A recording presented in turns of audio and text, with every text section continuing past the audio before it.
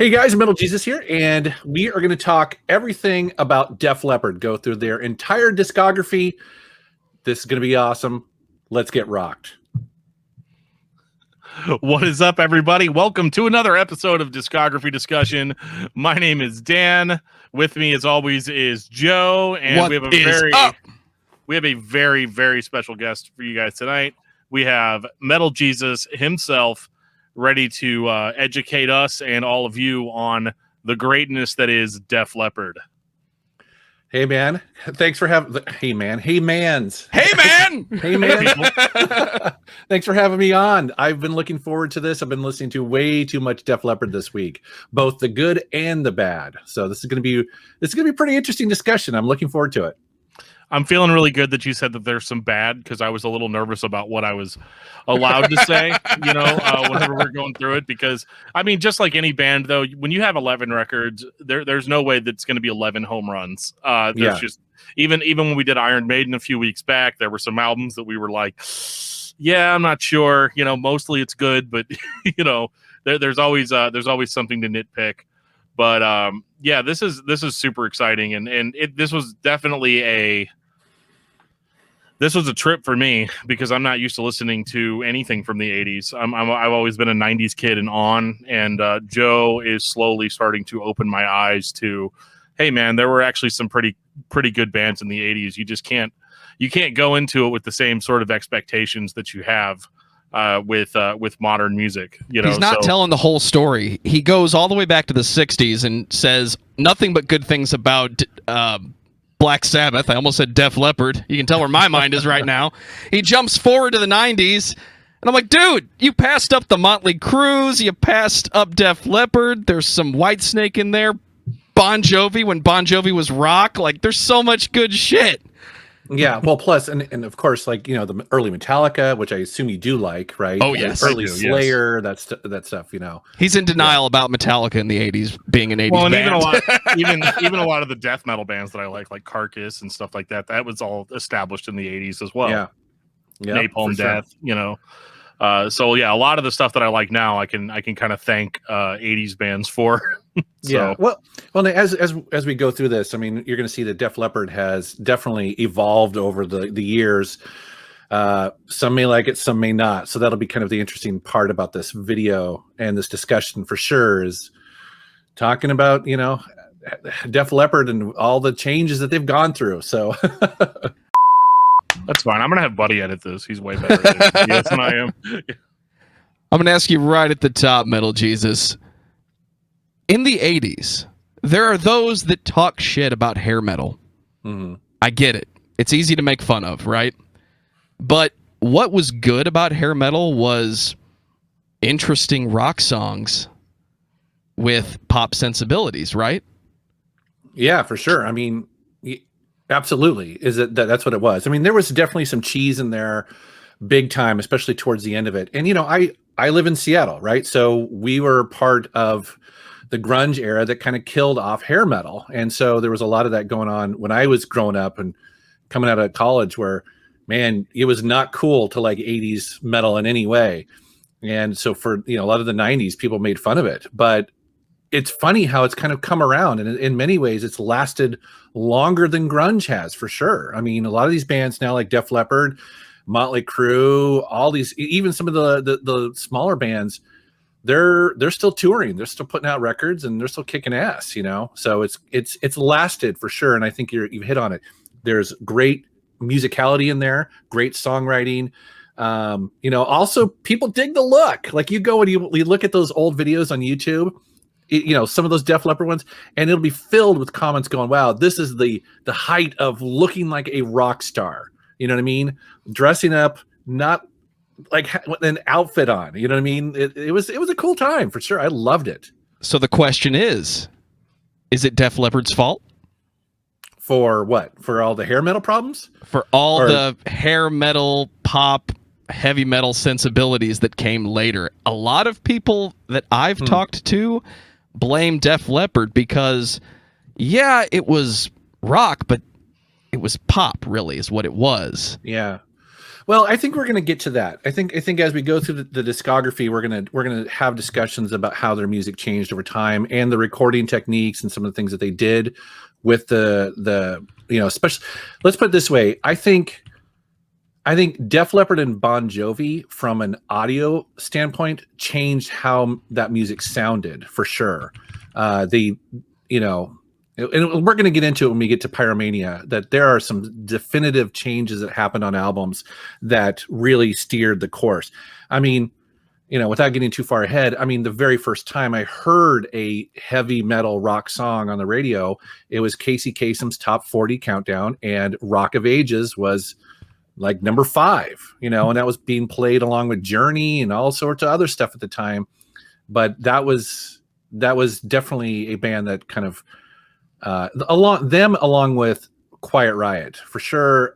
Metal Health at the same time was the first time I think that was the first time that there was a heavy metal album at number 1 in the Billboard top 100 was Quiet Riot. So to answer your question, there's a lot of bands at the time that sort of, and Rat, Round and Round, it was just like this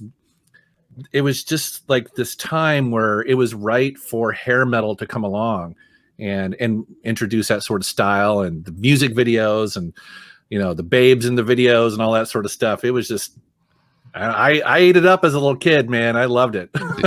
Dan, if he keeps a 7 to 10-year-old to pass up. Yeah. Also Van Halen too. You could make the argument as well. Like 1984 when that came out, there's just it was just. I guess what I'm trying to say is, to put it all in Def Leppard, I don't think you could really do that. I think it's everyone at that time in competition with each other, upping their game with, the outrageousness of the tours and the outfits and the songs and the videos and all that stuff. And, yeah,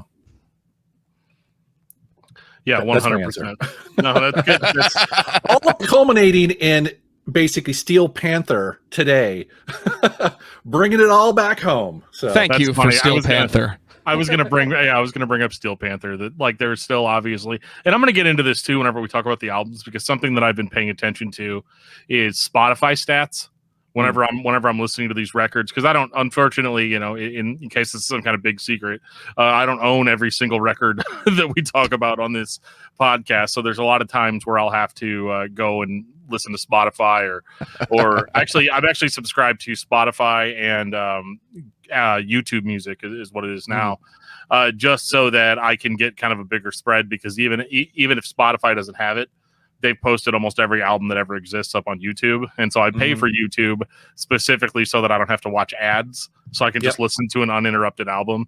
Although the speed on some of those albums is sometimes suspect, because sometimes they speed it up or whatever to get around copyright and things like that. Yeah. But that's annoying. There's been times where I've been like, I didn't really like the vocals on this one. They were too high pitched, and everybody's looking at me like, what are you talking about? I'm like, oh, yeah, sorry. I didn't realize that. But before we get into Def Leppard, we are going to go into a few comments that we received on recent episodes. It's nothing that's going to be too long, but I just, there's a couple of things I really want to shout out. First of all, we had a comment on Facebook in regards to our Suffocation episode, which just really speaks to the variety of the type of bands that we talk about on this show, is how we'll go from Suffocation to Def Leppard, But Greg Mann says, finally having time to listen to podcasts again means I naturally started with the Suffocation episode. Hearing that makes me realize that you all should cover another legendary New York death metal band, the very band that literally coined the term slam. I'm talking about Internal Bleeding. Find me another band besides them and Dying Fetus that make just as much sense on a hardcore show as they do a death metal show.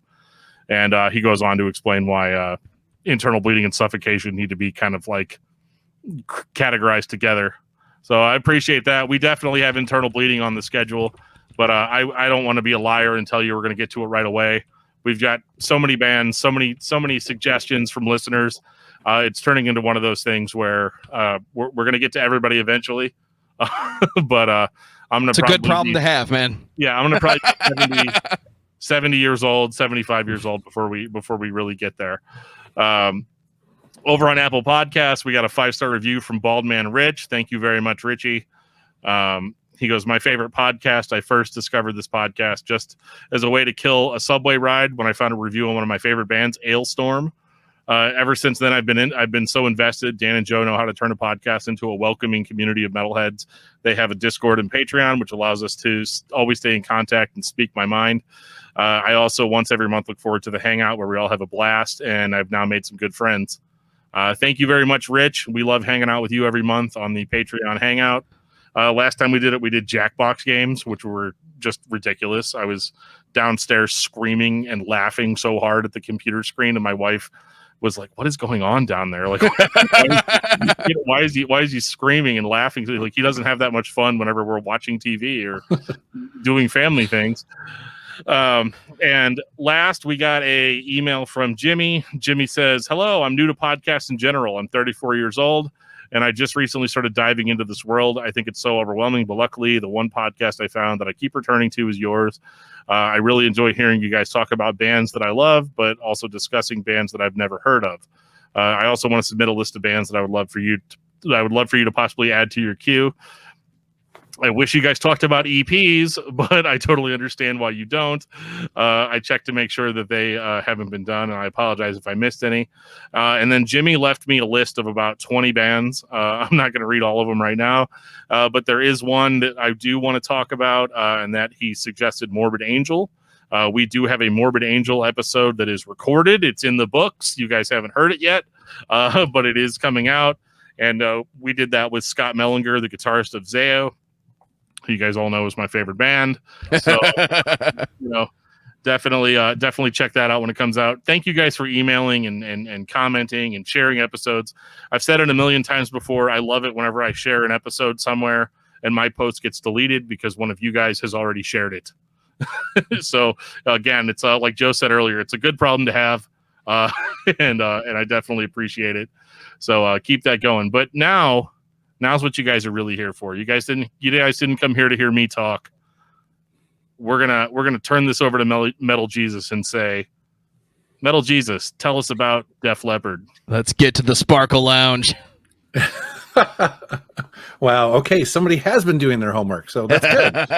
So I mean, I don't know if I necessarily have like an official, history of Def Leppard or not, but they basically started many, many years ago. He mentioned EPs, so I know we're not going to officially talk about this one, but this is their very first album right here. So this is the Def Leppard. Awesome. This is the Def Leppard EP. Yeah. So, and actually, in all fairness, this is actually a reprint from Record Store Day a couple years ago. Okay. So Def Leppard actually is very active in Record Store Day, which is pretty cool.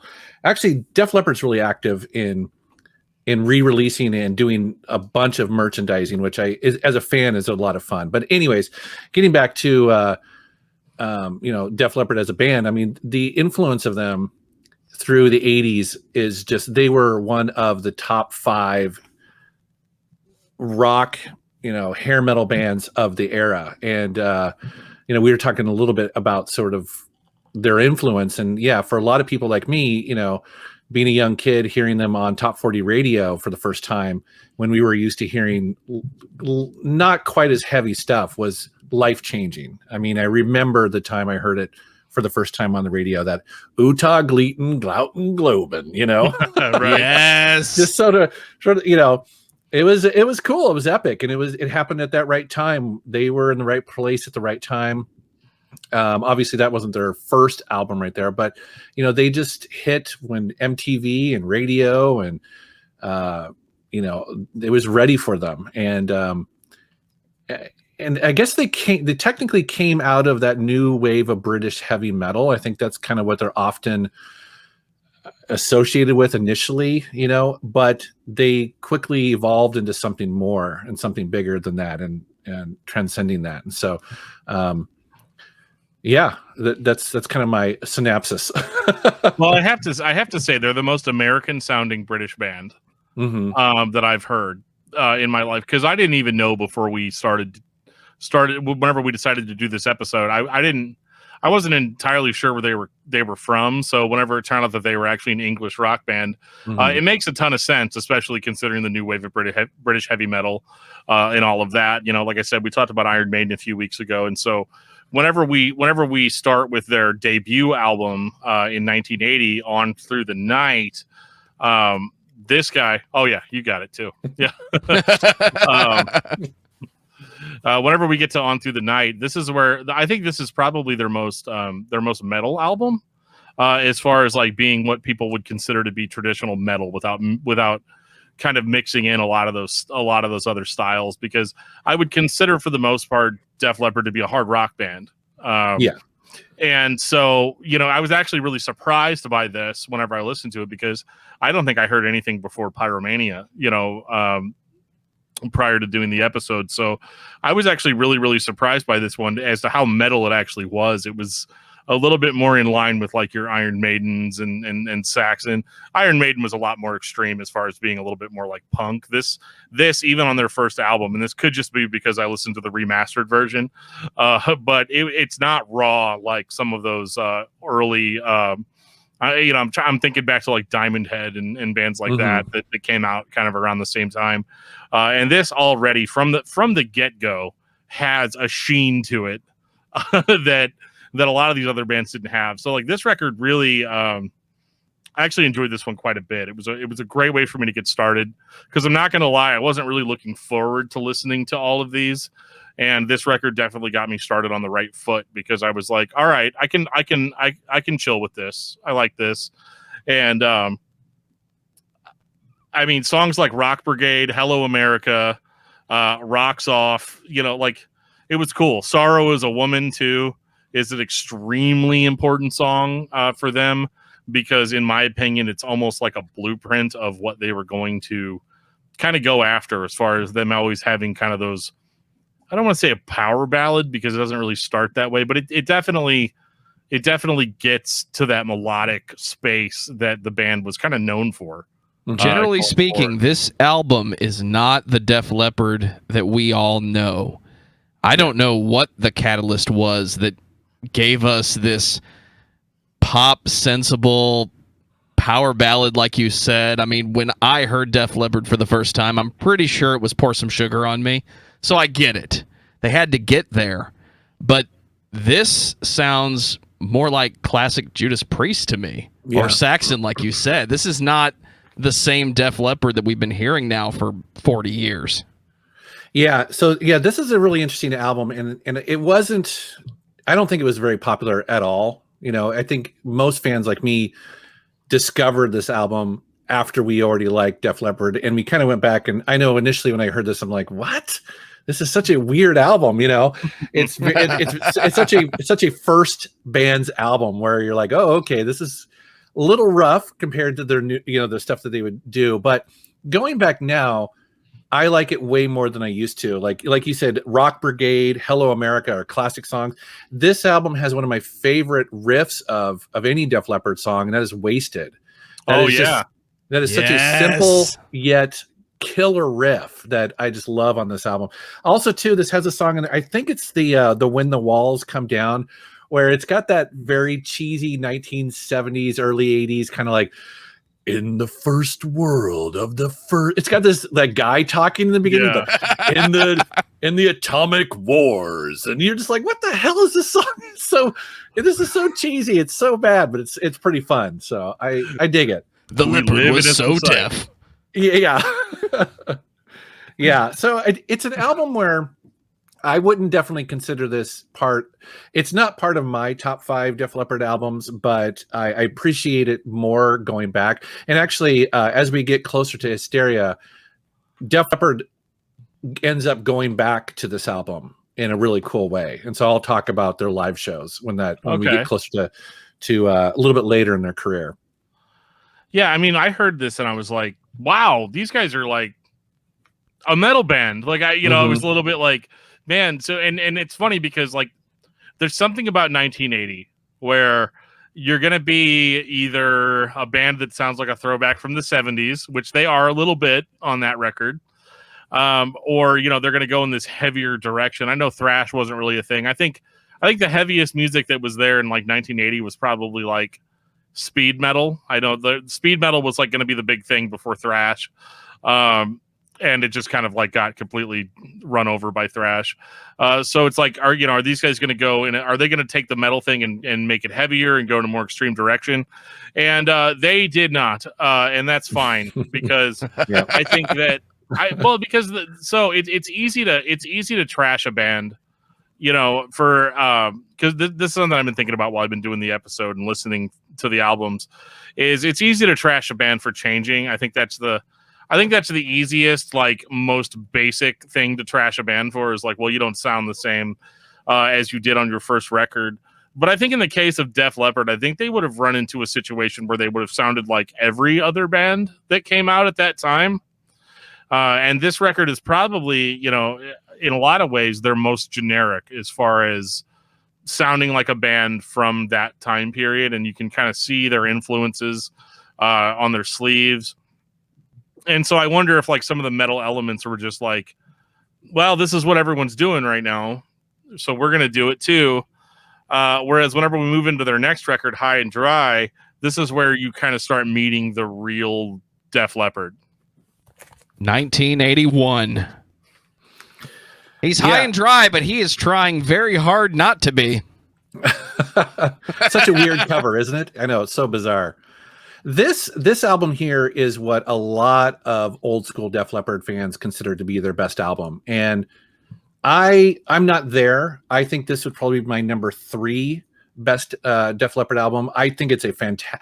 Let's put it this way. I think this album takes what they did on their first album and you can see where they're going, like the production. I think this is the first one where they work with Mutt Lange, isn't it? Yeah. Okay. Yes. Yeah. So you see Mutt Lange's influence on this album big time, I think, because he is a guy who is not just a producer, he's a molder of bands, and he definitely is starting to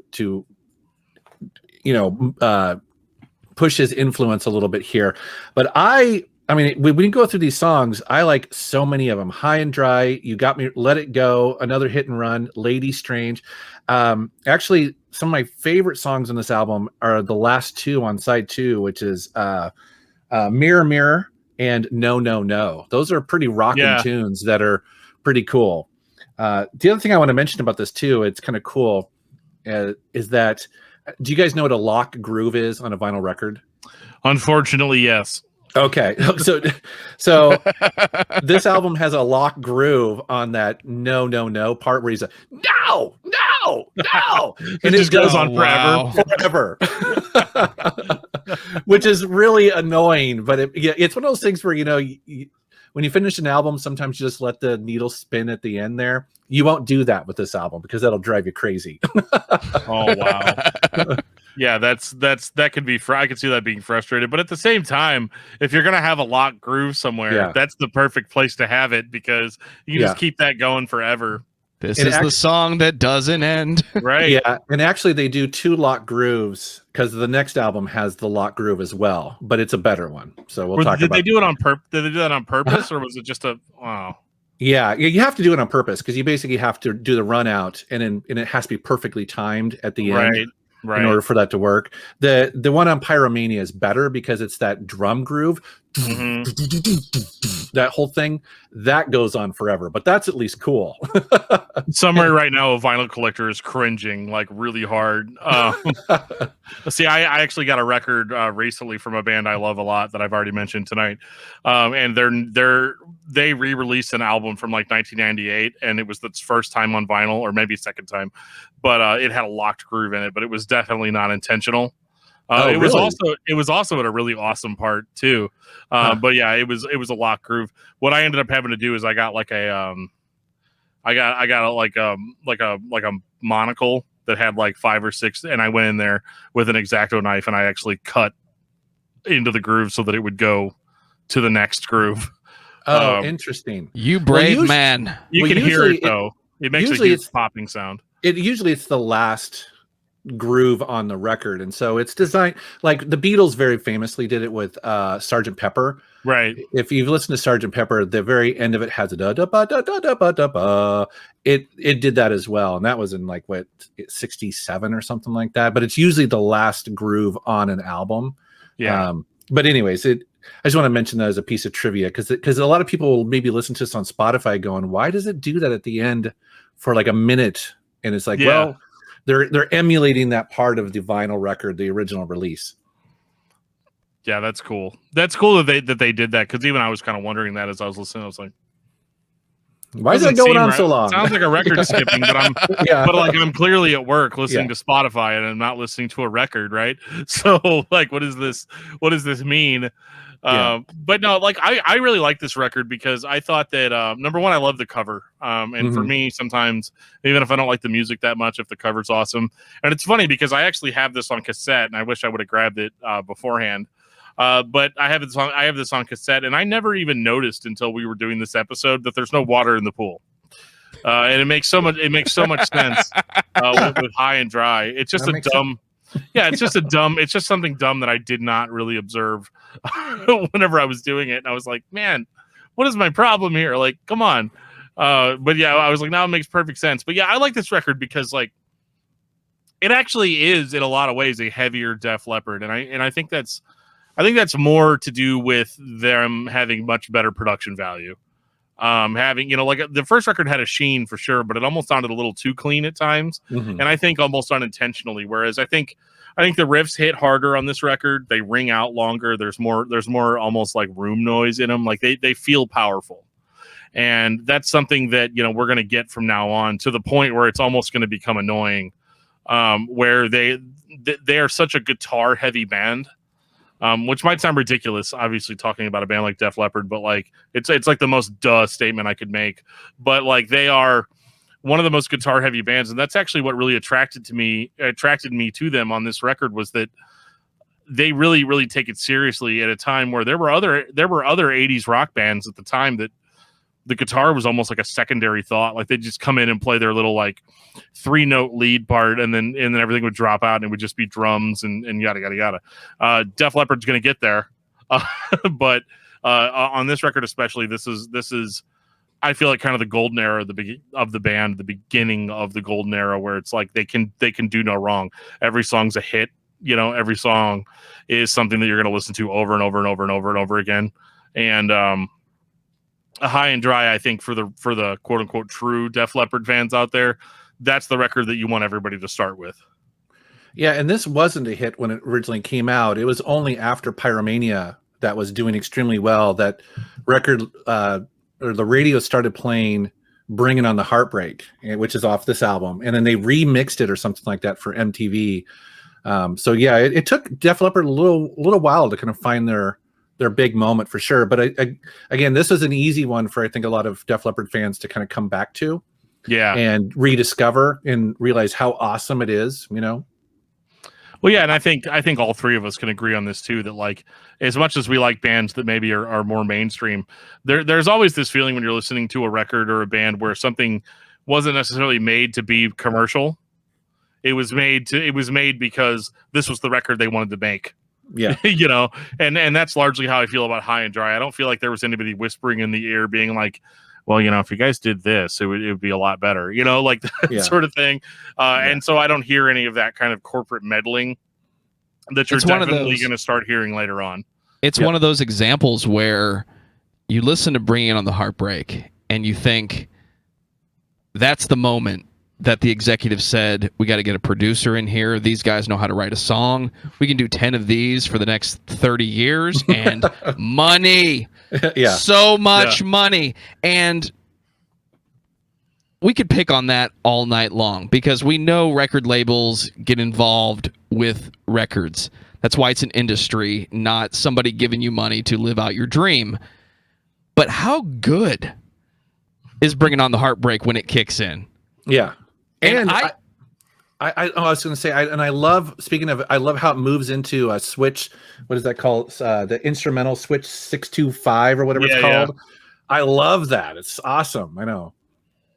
I'm just listening to it now thinking, I can't relate to that fan that bought High and Dry and heard this for the first time, because to me, this is just one of the famous best Def Leppard songs. Mm-hmm.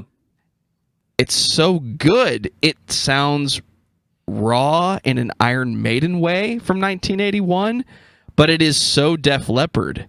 All they got to do is turn up the reverb and put a few more layers on there, and you've got the formula, guys. So, yeah, I kind of wish they had stuck with their more heavy metal origin, but if you've got that skill, write a song and get people to sing along with it, why wouldn't you want to do more of that?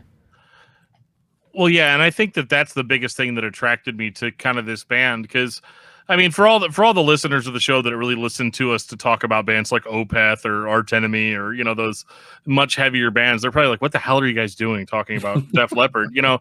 But at the same time, like, what attracted me to them was how well they could write a song just themselves. You know what I mean? Like, is one of the biggest criticisms I give is like when a heavy band goes like in a more pop direction, I always say, like, if you're going to make pop music, at least make good pop music. And Def Leppard could already do that.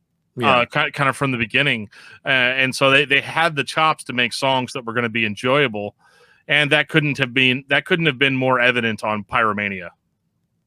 Oh, it's time. 1983. I know you keep putting up the album covers, but I'm holding mine too. I'm thinking about just letting you do it because yours are, let's just zoom in right here. Yeah, yours are better than mine are. So there you go. I'm gonna let you have it. Yeah. So this was the album. This is the album that put them on the charts. This is the one that introduced them to the world. And a little side note about this album, and you guys probably know this, but I'm going to mention it anyways, that I went to the University of Washington for audio production, and in there you learn how to mic and record out instruments and bands and stuff like that. And part of that course was going in and studying how drums are recorded in the past. And it was really interesting because one night the instructor was, he puts on John Bonham. He's like, okay, how do you think that was recorded? And we kind of listened to it and go, it was probably a big room or something like that. And he put on, some other bands, Neil Peart and stuff like that. And then he played Photograph. I think it was Photograph. He's like, how do you think that was recorded? And it was like, I don't know, because it's so freaking, it kicks you in the chest. And I remember this as a kid listening to on the radio. I was like, and he's like, this song changed the way that bands were recorded in the 80s. And he was an older gentleman, so he was able to talk to about how it was so influential, the drum sound. Now he's like, however, the reality is it's not a drum, that it's actually a synthesizer. And so what Mutt Lange did was he would record Rick Allen and then replace it with a synthesizer drum kick that was mic'd off of an amp. So interesting. Yeah. So that still sounded real. So it sounded real, but it was basically like the perfectly mic'd drum at the time. And it was something that you just were not able to do unless you actually did it artificially. And so when you listen to this album, now that you know that, you'll be like, wow, that definitely sounds like a drum machine. But at the time, it was so revolutionary. Nobody knew that. First of all, here's a metal band on the radio with a kick drum like that and snare and everything. And basically everything was replaced except for the cymbals or the crashes or something like that. So it's a very interesting album for that reason. When you were talking about sort of like what changed metal, sonically, this album changed metal for a lot of bands, for sure. They kind of like how the Dr. Feelgood album with Bob Rock, going on to doing the Black album with Metallica, people trying to chase those sort of drum sounds and those guitar sounds. This was one of those albums at the time, for sure. I'm so glad you brought that album up. You'll find out why later. I think is that why everybody thought that Lars? No, everybody thought that Lars was a good drummer for a while. What is that? Yeah. Anyway, okay. See, when I hear this album, I look back on all the 80s tropey music videos where they've got the hexagon drum pads, and I mean, even Rick Allen did it at one point, and I just thought that was the decision somebody made, because we started with this and eventually we get to Pull Me Under, Mike Portnoy playing every single drum on that kit except for the snare drum, apparently. So I don't want to go back to Dream what Theater. Come on. drove that we can go back to Dream choice? Theater. I'm more than happy to. It has to be just a decision to save money. Because look at how we record today. Now you can do everything at home. And if you want, you can record an entire drum set that sounds more real than what you may have the budget to produce. So you think that they were doing those pads and stuff like that because you think it was cheaper? Because rolling drum kits back in the day were really expensive. And Yeah, really. Oh, extremely expensive. And so I think it was just, my guess would be, of course, I wasn't old enough to know, but I think it's just one of those things where people chase what sounds good at the time. They'll go, wow, how did that band do that? Or what's that sound? For me, when I think of those sort of drum sounds, Alex Van Halen had a similar style where he had, toms that just sounded like nobody else at the time. Plus he used a lot of triggered drum samples as well. And it could be part of their sound, but also I think a lot of other bands want to do it too.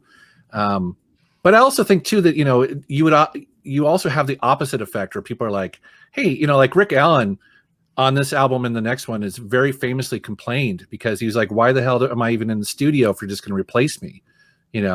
And I think he's got a point. You know what I mean? It's like, it would be a very different album, this one, especially the next one, if an acoustic kit was played. So in the next album, that would have been impossible. However, that brings up a point here. So, they started using synthesized drums on this album, which actually worked out in their favor when Rick Allen loses an arm. And suddenly the technology is there for them to do an electronic kit where he can play with just, 3 appendages, which is pretty amazing, actually, how that worked out. And I love the story of that, no matter how embellished it may be for those of us that didn't live it. But if you look at that band and you say, through everything, they just stuck together. Yeah. Most bands probably would have just replaced their drummer. You know what I mean? And it's to Def Leppard's credit, I think, big time that they didn't do that they let him figure it out. I mean, it's amazing. I love the story of that. It's like most drummers would have said, I can't do it. Yeah, it's the most wholesome story in rock and roll. It really is. Like, in the sense of like, if you want to work at this, we're going to give you the time to work at it. And that's one thing that, we're talking about these records that came out in relatively rapid succession, but as time goes on, Def Leppard's going to be like, they're going to put a record out when they're ready, and I think it's to their benefit in most cases. There's a couple of things we're going to get to later that I'm going to have a lot of trouble defending. But at the same time, like, this is whenever they were like, with Pyromania,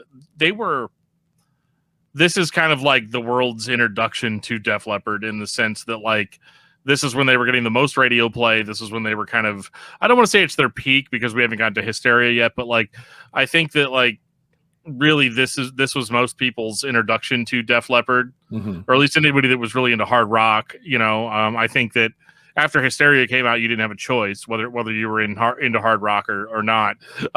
But for the guys that were hard rockers and just into stuff that was into stuff that was heavy for the time, and a band that cared a lot about good, like, guitar, like lead guitar work. I think that's something that this band does really, really well that I think a lot of people don't give them credit for. Everybody remembers the hooks, but people don't remember the solos, and I think the solos are actually much better than what the band is giving credit for. Yeah, I would agree. I mean, Phil Collins is an amazing, lead guitarist as well, for sure. And I think the thing with me and Pyromania is that I love the cover. I think this cover is iconic and epic and looks fantastic on a t-shirt. And it has some of the best Def Leppard songs. But it also has some filler too. And that's what's kind of interesting about this album, is that I don't love it from front to back, but I do love definitely many of the songs on here. All the ones that people know. I mean, Photograph, Rock of Ages, Foolin' is great, but I also really love Die Hard the Hunter and also Billy's Got a Gun. I think those two songs are awesome.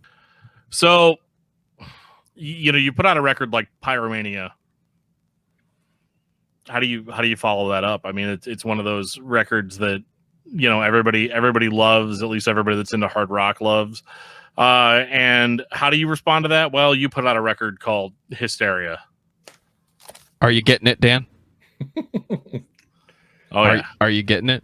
Oh, I'm getting it. Yes. So you see, I'm getting it there. Yes. I'm getting it. It's this record, man. I mean, what does 199,707,317 Spotify streams mean to you? I think all of us as content creators would love to have that level of numbers on anything.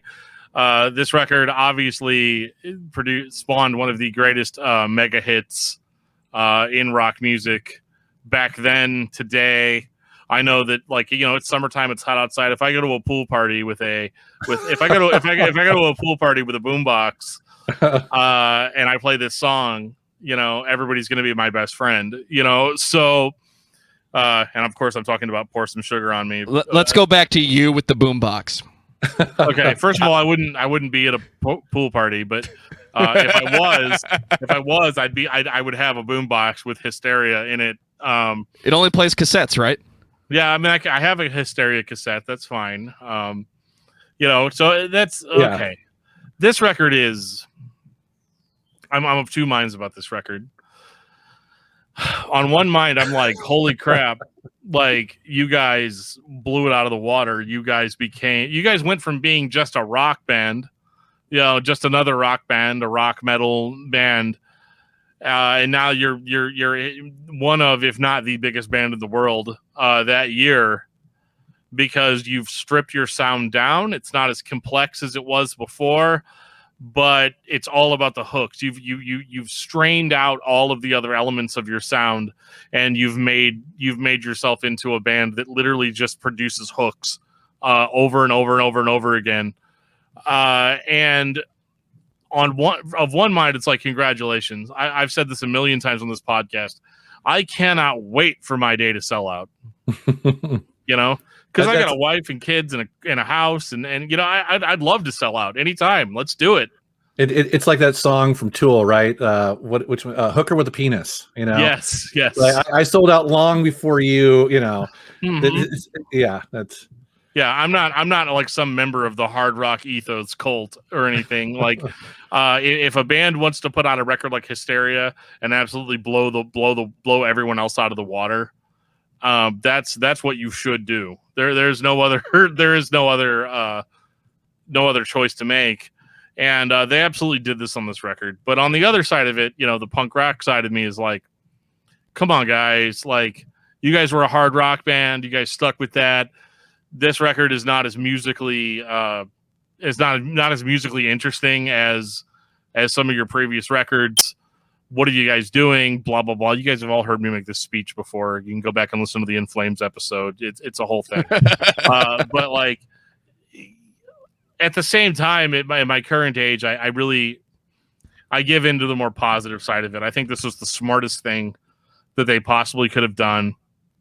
Everything sounds super loud.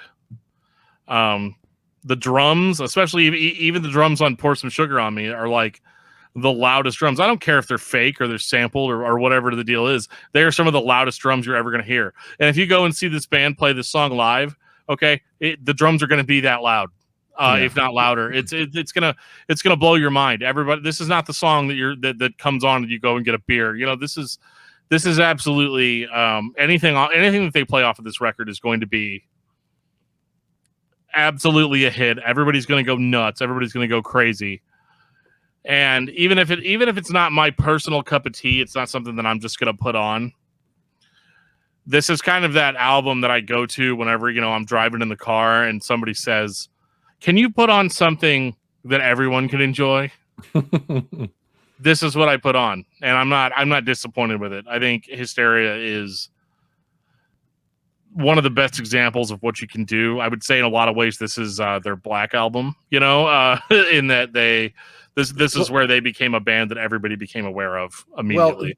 Well, their goal with this, if you read the I know there's a couple versions of this album that has liner notes and sort of the story of it. And the story of it is that Mutt Lange his goal was to make an album like Thriller from Michael Jackson, which was, at the time, Michael Jackson had 6 hits off of Thriller, which at the time was just mind-blowing. If you got 1, 2, or 3 hits off an album, that was considered a very successful album. And so he believed that with Def Leppard and Hysteria, that he could make a greatest hits album out of a single release. And so that was their goal with this. And they got pretty damn close. Oh, yeah. Absolutely. Yeah, I mean, they had six singles released in the UK and 7 in the United States before they finally just gave up. They actually wanted to put out another single, and the band was like, "We're ready to move on. We're tired. We've been touring for 2 years. We want to do something else." When I started to pay more attention to the music I was listening to and not the songs that I was hearing, I was fascinated by how many of the Def Leppard classics just come from Hysteria. Yeah. And go ahead. Oh, no. Go ahead. For me, it's that point in the career where metal was getting ready to change, if it hadn't already started. But everybody let Def Leppard have it because it was their thing. You want to blame them for the bad things that happened with hair metal? I don't care. You can't write this many good songs and be expected to be more raw, be less pleasant to listen to. What had they gone through in the past 5 years? Rick Allen lost his fucking arm, and you get Hysteria. Yeah. Wow. No, it's impressive for sure. I mean, again, looking back on that, it's just a testament to the band for sure. I love the fact that they worked that out, and that the technology was available for him to do that. He was just, that happened at a time when you could do, drum pedals and triggers like that to have a drummer with only one arm pull it off, and he continues. And actually now Rick Allen plays an acoustic set as well, so he's an amazing guy for that reason, for sure. The thing about, when I look back to this album, a couple things stick out in my mind. For one, they made the choice in North America to release Women as the very first single for this. And the reason why that they did that is because they didn't do that anywhere else in the world, only in North America. And the reason why they did that here is because the record label felt that Women was the heavier song and therefore would appeal to the fans of their metal side. And I will tell you, as a kid who was a fan of Def Leppard, when I heard that song, I didn't really like it. And I still think it's kind of one of the weaker songs on the album. I think it's just an okay tune. It's a roadblock to getting to the real classics on this album, which are, as we mentioned here, it's like Animal, Rocket, Pour Some Sugar on Me, all these other songs. And so it's Love kind of interesting. Bites. Okay. I don't really like Love Bites. I think it's a really well crafted song, but honestly, actually, to be quite honest, I don't really like the ballads that Def Leppard writes. I think they're so real good, though, Jay.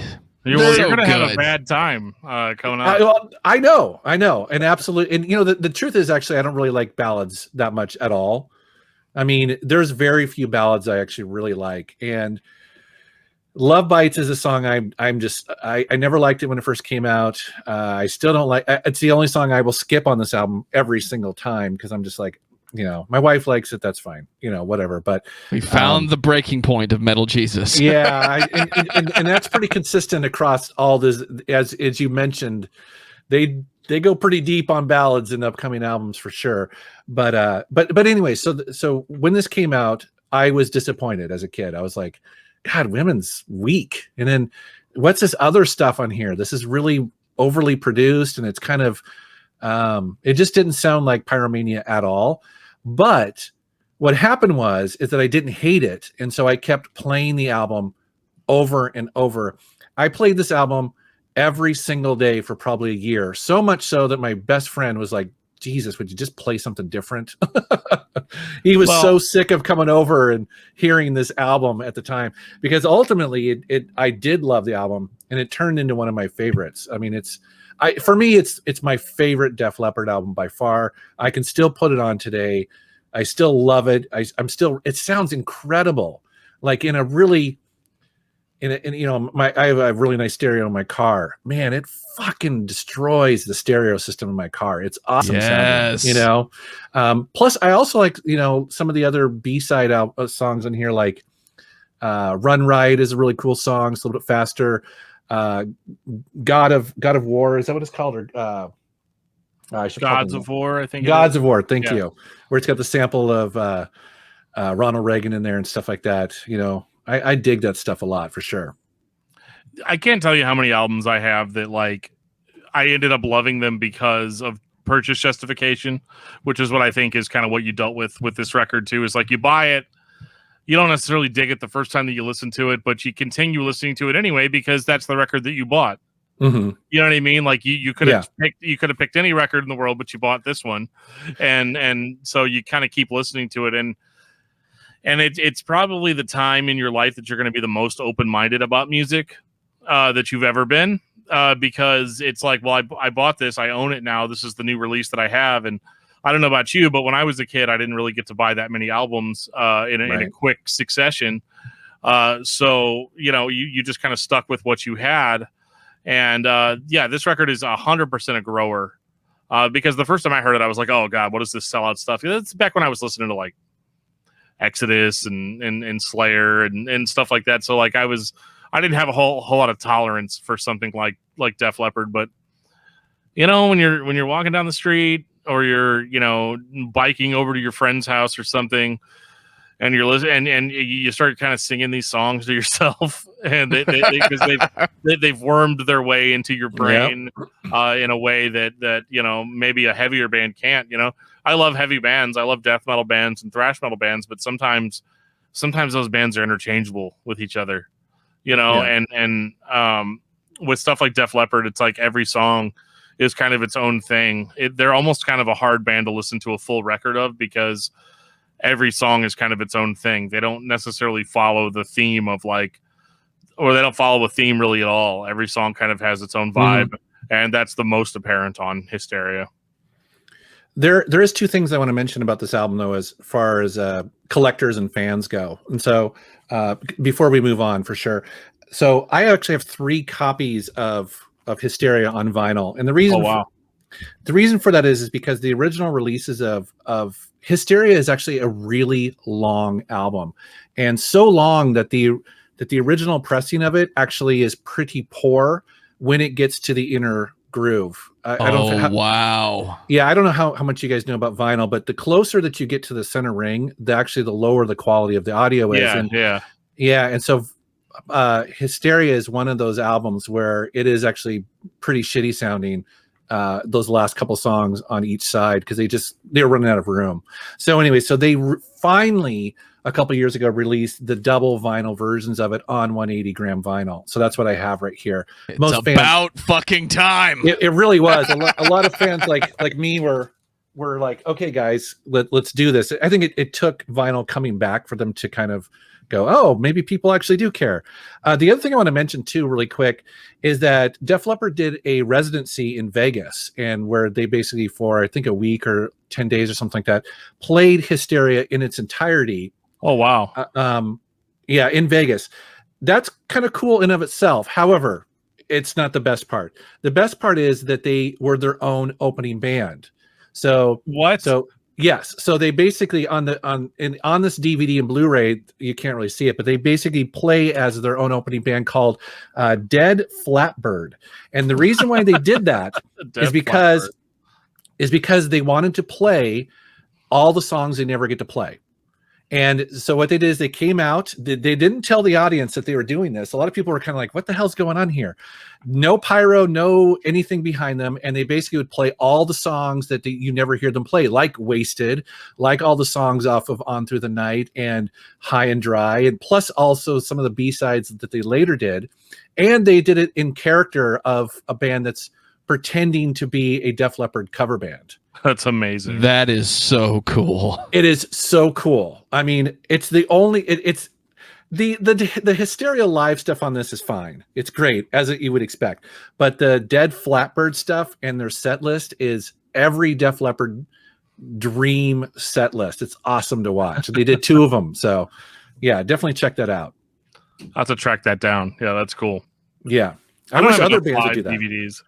I need to get more. The only one I have, I think, is like I've got a couple, but I think the only one that I really watch anymore is like the Death live and raw, like Death and Raw in LA, and that thing is so old. Like I need to check out like a live DVD that has like really good production. You know, what you should do is what I do is whenever I go to, we have Half Price Books up here in Seattle, which is like like a used, but anyways, and they always have like a live music DVD Blu-ray section, and I buy them there. I just go through and I just pick up all the rock and metal stuff because they're getting collectible and expensive, because a lot of the stuff is not on streaming. You can't get it anywhere else. And even though it's on DVD sometimes, and so the video is kind of low quality, the audio is almost always excellent on those. It's in like 5.1. Yeah. Yes. Or they'll have like an actually uncompressed version of the audio. And so actually a lot of the live and music video stuff that you see on DVD is actually going up in price because you can't watch it anywhere else. Right. Not in that quality. You can watch it on YouTube. It's going to be terrible. Yeah. Yeah. If it even lasts, if they don't give a copyright claim, right? Well, right. Yeah. That's always the Reaper lurking behind anybody. Mm-hmm. Well, speaking of the Reaper, no, I'm kidding. But whenever we move on to Adrenaline, so like, keep in mind, Adrenaline comes out. Hey, it's Adrenalize. Oh, 1992. Adrenalize. I'm flashing back to the Deftones episode. Adrenalize is, it came out a solid, 5 years after Hysteria. I don't have this one vinyl. I can't show it. Sorry. That's all right. I got you covered. So Adrenalize, number one, like anybody that expected this to be a Hysteria, I mean, how do you? It's Hysteria Part 2. It is Yeah. what they kind of tried to do the Hysteria Part 2 thing, I think, here. I think that they largely failed. Yes, I would agree. But yeah, this is one of those hard things where, they have a song called White Lightning, which I think is like, yeah, okay, you guys are trying to catch lightning in a bottle, which is what they did with Hysteria. Actually, I think White Lightning is a tribute to the late Steve Clark. Okay. I believe that song is a dedication to him. Yeah, so I mean, it's a very emotional song, but yeah. Yeah, and I think it might have riffs or something like that he wrote before he died. I will say that "Let's Get Rocked" is a great opener, and it's what you would expect. I think from a follow up to Hysteria. The problem I have with it is just that, like, and it's not even that I have a problem with it, but this record's kind of a victim to times changing. The musical landscape, unfortunately, was very different in 1992 than it was in 1987, right? Yeah. And you've got Def Leppard here doing what Def Leppard does. Very well, in fact. Very well. I mean, it's not that this is a bad... I don't think any of their records are bad. I'll say it like straight out. I don't think that they like... I don't think that they ever... wait till we get to the next one. Then we'll have a discussion about that. Fair enough. But I don't think that they ever like sucked. Like it was a point where I was like, oh my God, why would I even listen to this band? And again, this is all from a 2020 perspective. Do you think I listened to any of these later day Def Leppard albums? If not for the show, like it's one of those like, like I'm hearing these for the first time in 2021. So my perspective is a little bit skewed on that. You missed out on the Sparkle Lounge, my friend. I didn't miss out. I listened to it. I listened to all of them, but like, this is definitely a step down, even though they were trying, I could see that they were trying to capture kind of that same glory that they'd had with Hysteria. But I think the problem is that when you get to 1992 and all the buzz has faded from Hysteria, who's left? Who's left that's listening to Def Leppard? There are people. So I will say that, this was an album that was probably designed for me. I was a massive Def Leppard fan. However, again, I mentioned I was living in Seattle in 1992. This was not what I was interested in at all. Sure. I was, I kicked in the nuts like everybody else with, Soundgarden and Nirvana and Alice in Chains and all that sort of stuff was, coming up and taking over. And this album at the time, I didn't hate it. Like you mentioned, Let's Get Rocked. And it had some decent songs in here. Heaven is decent. Tonight, White Lightning. It just, you could tell they're trying to capture that hysteria in a bottle, and you're right. It's like it's not there. Maybe if the songs were a little better, I don't know if this album had Mutt Lange on it, but part of me thinks he wasn't part of this album because he is a perfectionist, and I suspect that he probably would not have let this go out the door. I could be wrong though. I'd have to look. No, it was Mike Shipley is the producer on this one.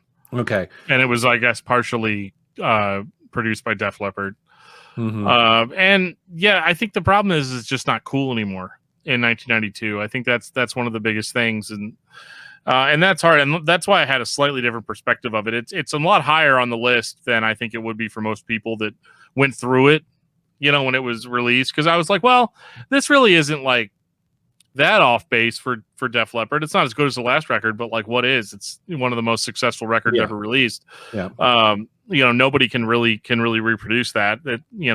Load's not as good as the Black Album. You know what I mean? Like, it's just one of those things. But like, from a popular music standpoint, this almost sounds like one of the leftovers from the 80s. Yeah. Like, the industry knew that we were changing as consumers and music fans, but who are your big names that you're not going to mess with? And Def Leppard is one of those names. Right. I don't want Def Leppard to put out Risk in 1992. I want them to do what Def Leppard does. And for those people that only want that, hey guys, look over here. Remember the 80s? Remember how cool it was?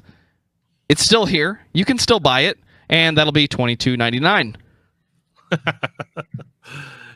Yeah.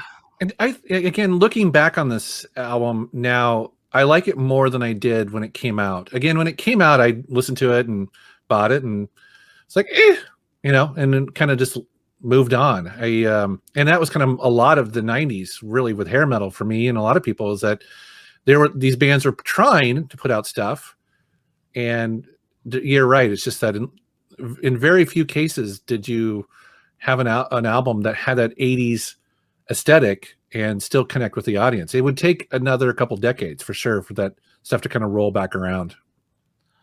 Yeah, people just didn't care, and I think that's one of the hardest. I mean, obviously somebody did care. Like I love talking about my Spotify stats. For some reason that is important to me. But I mean, some of these songs still have like 13 million, 4 million, 2 million streams. So like, there are plenty of diehard Def Leppard fans out there. But I think that like in 1992, this is just not going to hit the right way. People are not going to be into it.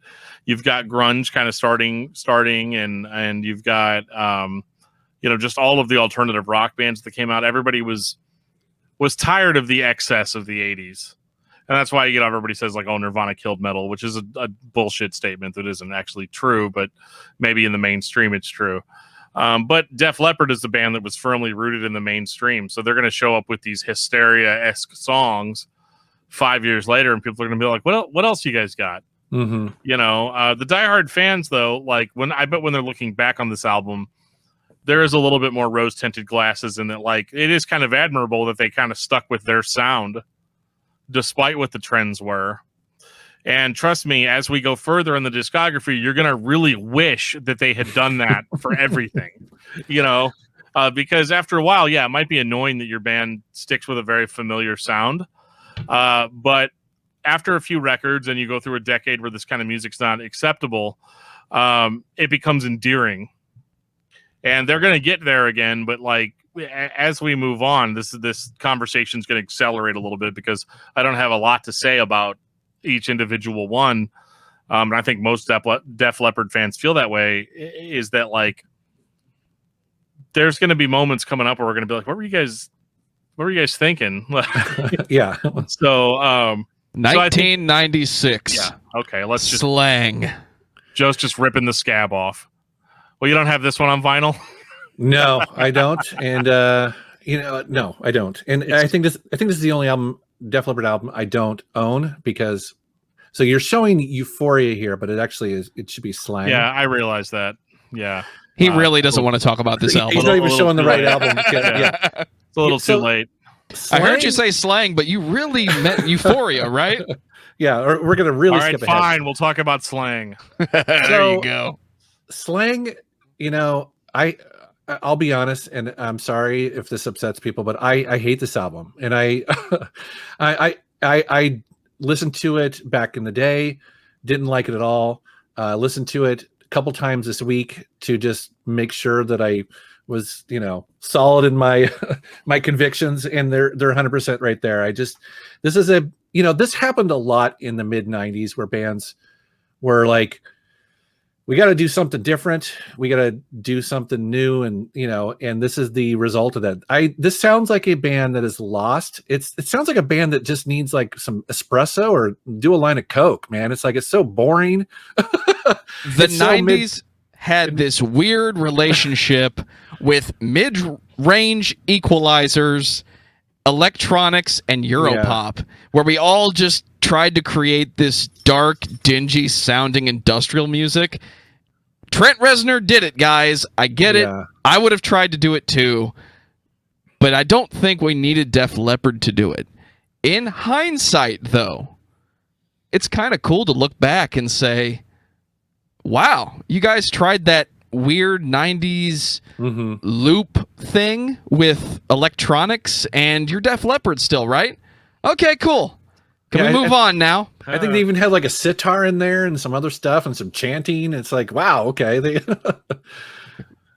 tried it. With Adrenalize, they were like, yeah, we're Def Leppard and we're sticking to it. Slang is like, like a 60-year-old man walks out in front of your high school gymnasium. You guys are all there for an assembly or something. And he walks out and he's wearing like a tie-dyed t-shirt and like blue jeans or something. And he's like, how's it going, fellow youths? I understand what it's like when your parents just don't get it, wasting away in Margaritaville. Yeah, it's just, it's that. That's all I hear with slang is this idea of like, we stuck to our guns on the last record. It didn't do that very well. So we need to figure out what it is people like. Maybe this is them. Maybe this is the record label. I don't know. There's an entire, on Spotify, you can listen to an entire commentary on this record where they, I guess, try to explain it. I didn't listen to it because I just... Wait, Def Leppard is trying to explain it? I actually don't know because I didn't listen to it. But it was one of those things where, they released a deluxe edition of this. It's like 2 hours long with like all these B-sides and stuff. But what I think is interesting is some of the B-sides are actually kind of good. And that this is kind of what they landed on. And so it's one of those things where it sounds like a band kind of at war with themselves, where they're like, okay, we want to do something that's going to appeal to a larger amount of people, and we did that with Hysteria, and it worked really, really well. But now we can't use our same bag of tricks. Every band has a bag of tricks that they just pull them out every now and again.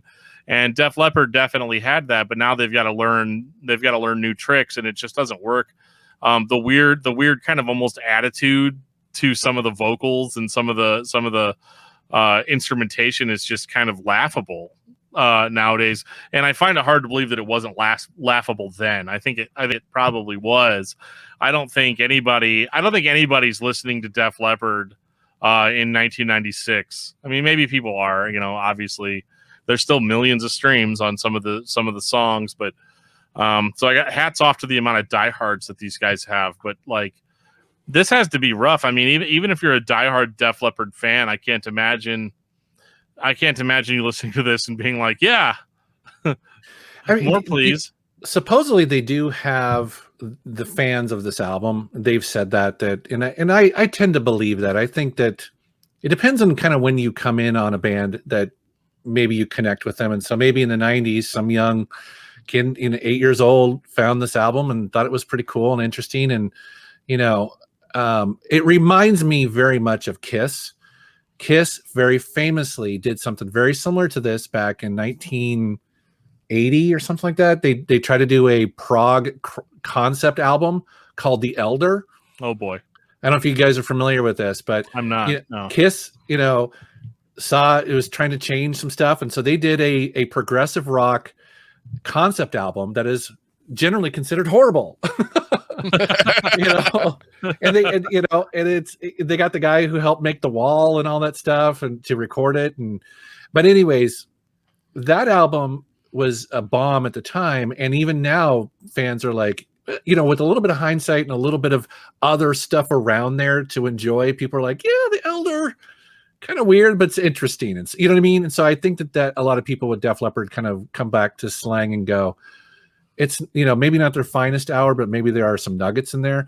I know for me personally, the only song I can even listen to on here without, horking my guts out is Slang. I think Slang is is it actually up tempo kind of fun tune. And so that's the one song I like, but everything Turn else, It Out is pretty good too. I'm getting like a David Bowie in the 90s vibe. Like the band should have just dressed differently and given themselves short amber orange hair and made everything as dark as possible, hired a guy to sit in back to be their DJ and just play Slang. Like you could have gone to see that Def Leppard and it would have been hilarious. No, they would have played 2 songs off of Slang and then played all the hits that you were there to hear. Absolutely. Like I mean, that's the only smart thing to do at this point. And it's weird, but I don't hate it. It's hard. That's hindsight. It's hard to try to be cool. Like I get that. I lived it. I still live it. It's hard to try to be cooler than you are or to be different than what you are. And as a music critic, I would say that like it's admirable that they did try to do something different. And the 90s was the time to do that, right? Because they could just make an alternative style rock album, which I think this is what I would call this. And and a lot of bands tried that and didn't. I mean, most bands who are from the 80s tried doing something like this and didn't work out. And they basically just had to kind of hibernate for another 10 years and then do reunion tours. I mean, who was the only old school band that did well in the 90s? Is Aerosmith the only one? And, Metallica? Surprisingly, Bon Jovi did really well. And I don't understand it because I'm an old school Bon Jovi fan. I love Slippery When Wet and Fahrenheit 7800 and all those early stuff. And I don't... I think it was Blaze of Glory got him through it, and It's My Life, and you know what I mean? But somehow they pulled it out. Also, too, I think, and I don't know how true this is, but I know it is true now that, we're in America, right? We're in North America, and our music, industry here is much different than the rest of the world. And so it's very possible that some of these bands just go tour Europe and South America for a decade, you know what I mean? Where maybe they are still played on the radio or accepted. Yeah, I mean the best example out of that, and it's kind of out of left field, is Limp Bizkit, who everybody just decided around 2002 that Limp Bizkit was not worth their time, and then Limp Bizkit just went overseas where they were very worth everyone's time.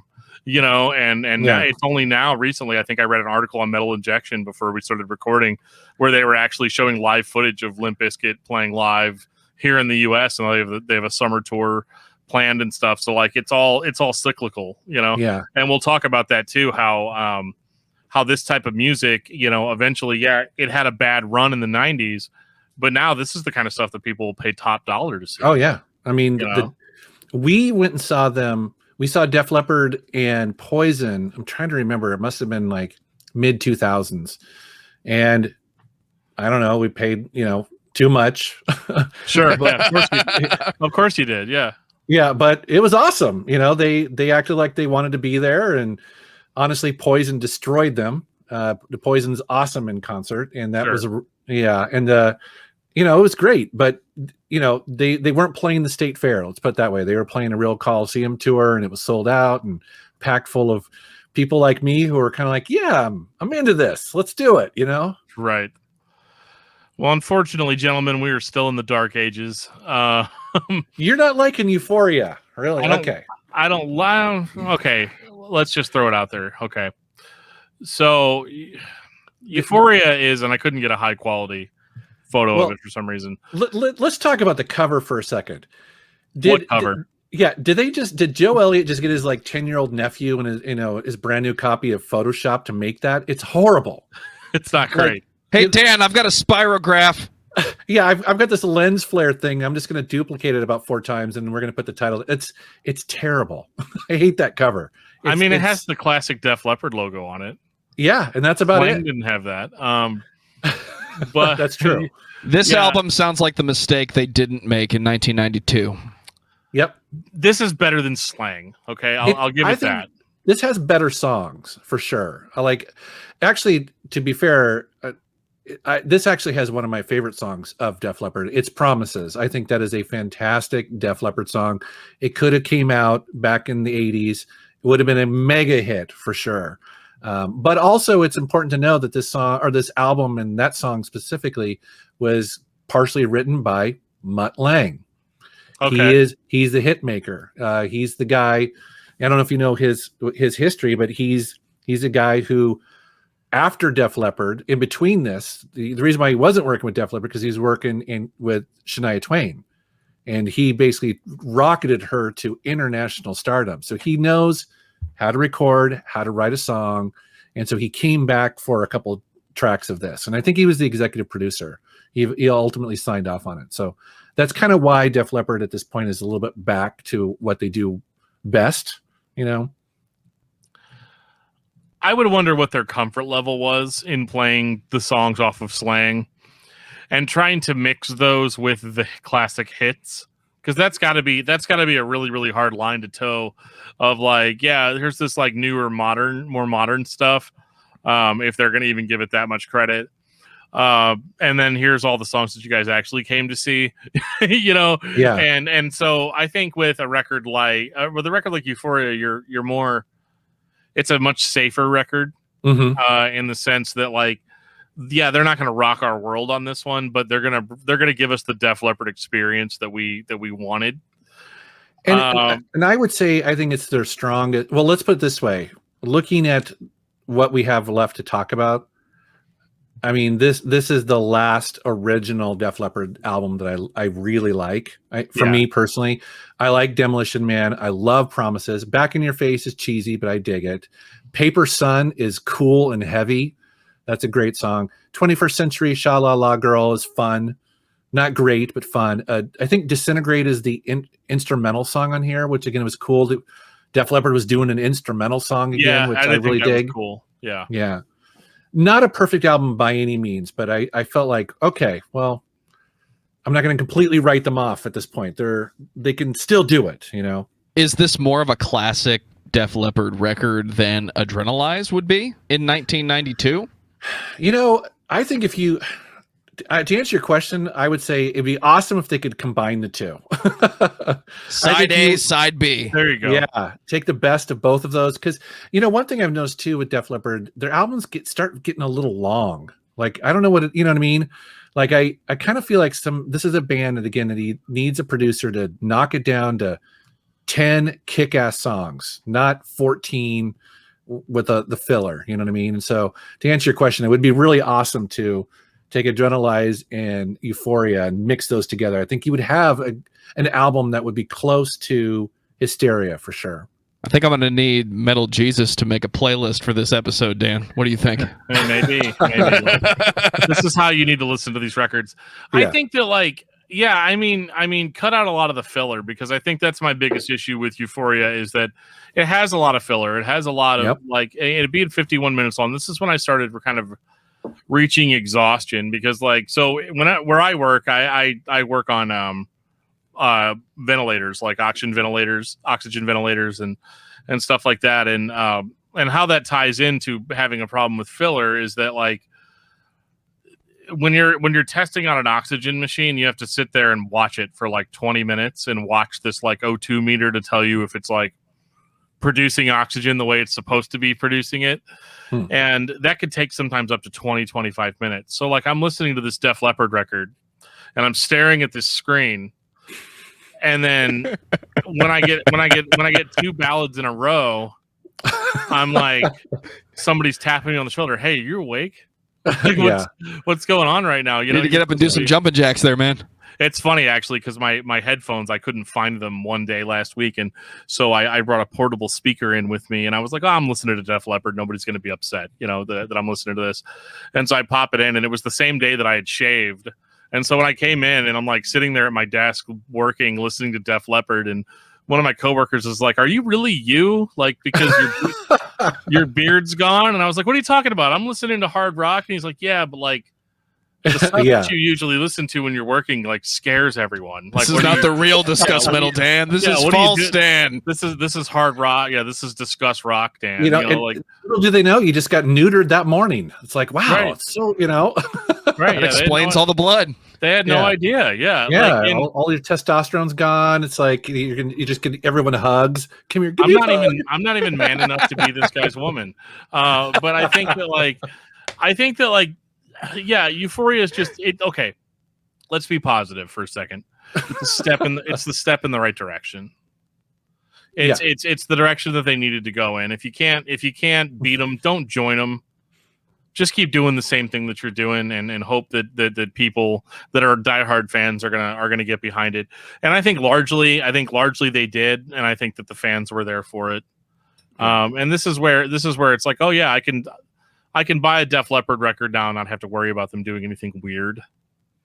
Yeah, I definitely felt that way. I was like, okay, again, it's not, they haven't created the masterpiece, but there are 5 good songs on here that I still listen to today and I don't hate. I actually like them quite a bit. And they show up on they've got a couple greatest hits albums. And not surprisingly, my favorite is Volume 2. And it includes Volume 2 has a bunch of these type of songs on there that you're not sick of hearing, and you kind of get to discover mixed up in the other stuff. It's pretty cool. 100%. Are we ready for X? We are. 2002. Another album I don't own. Man, I feel about the cover of this one. Yeah, well, at least it doesn't. It's a step barely above Euphoria. Right. Yeah. It looks like it would be a rockin' album, but it's the opposite of that. It's contemporary top 40 Def Leppard. Like when I look at a band like this, like in comparison to some of the other music I listen to, it's like so laughably poppy. And then you listen to a record like this and you're like, oh wow, okay, that was not as far down as the rabbit hole goes. Like these guys like you might hear some of these songs at the dentist office. Yeah. But I don't hate it for whatever reason. I found this one to be kind of enjoyable.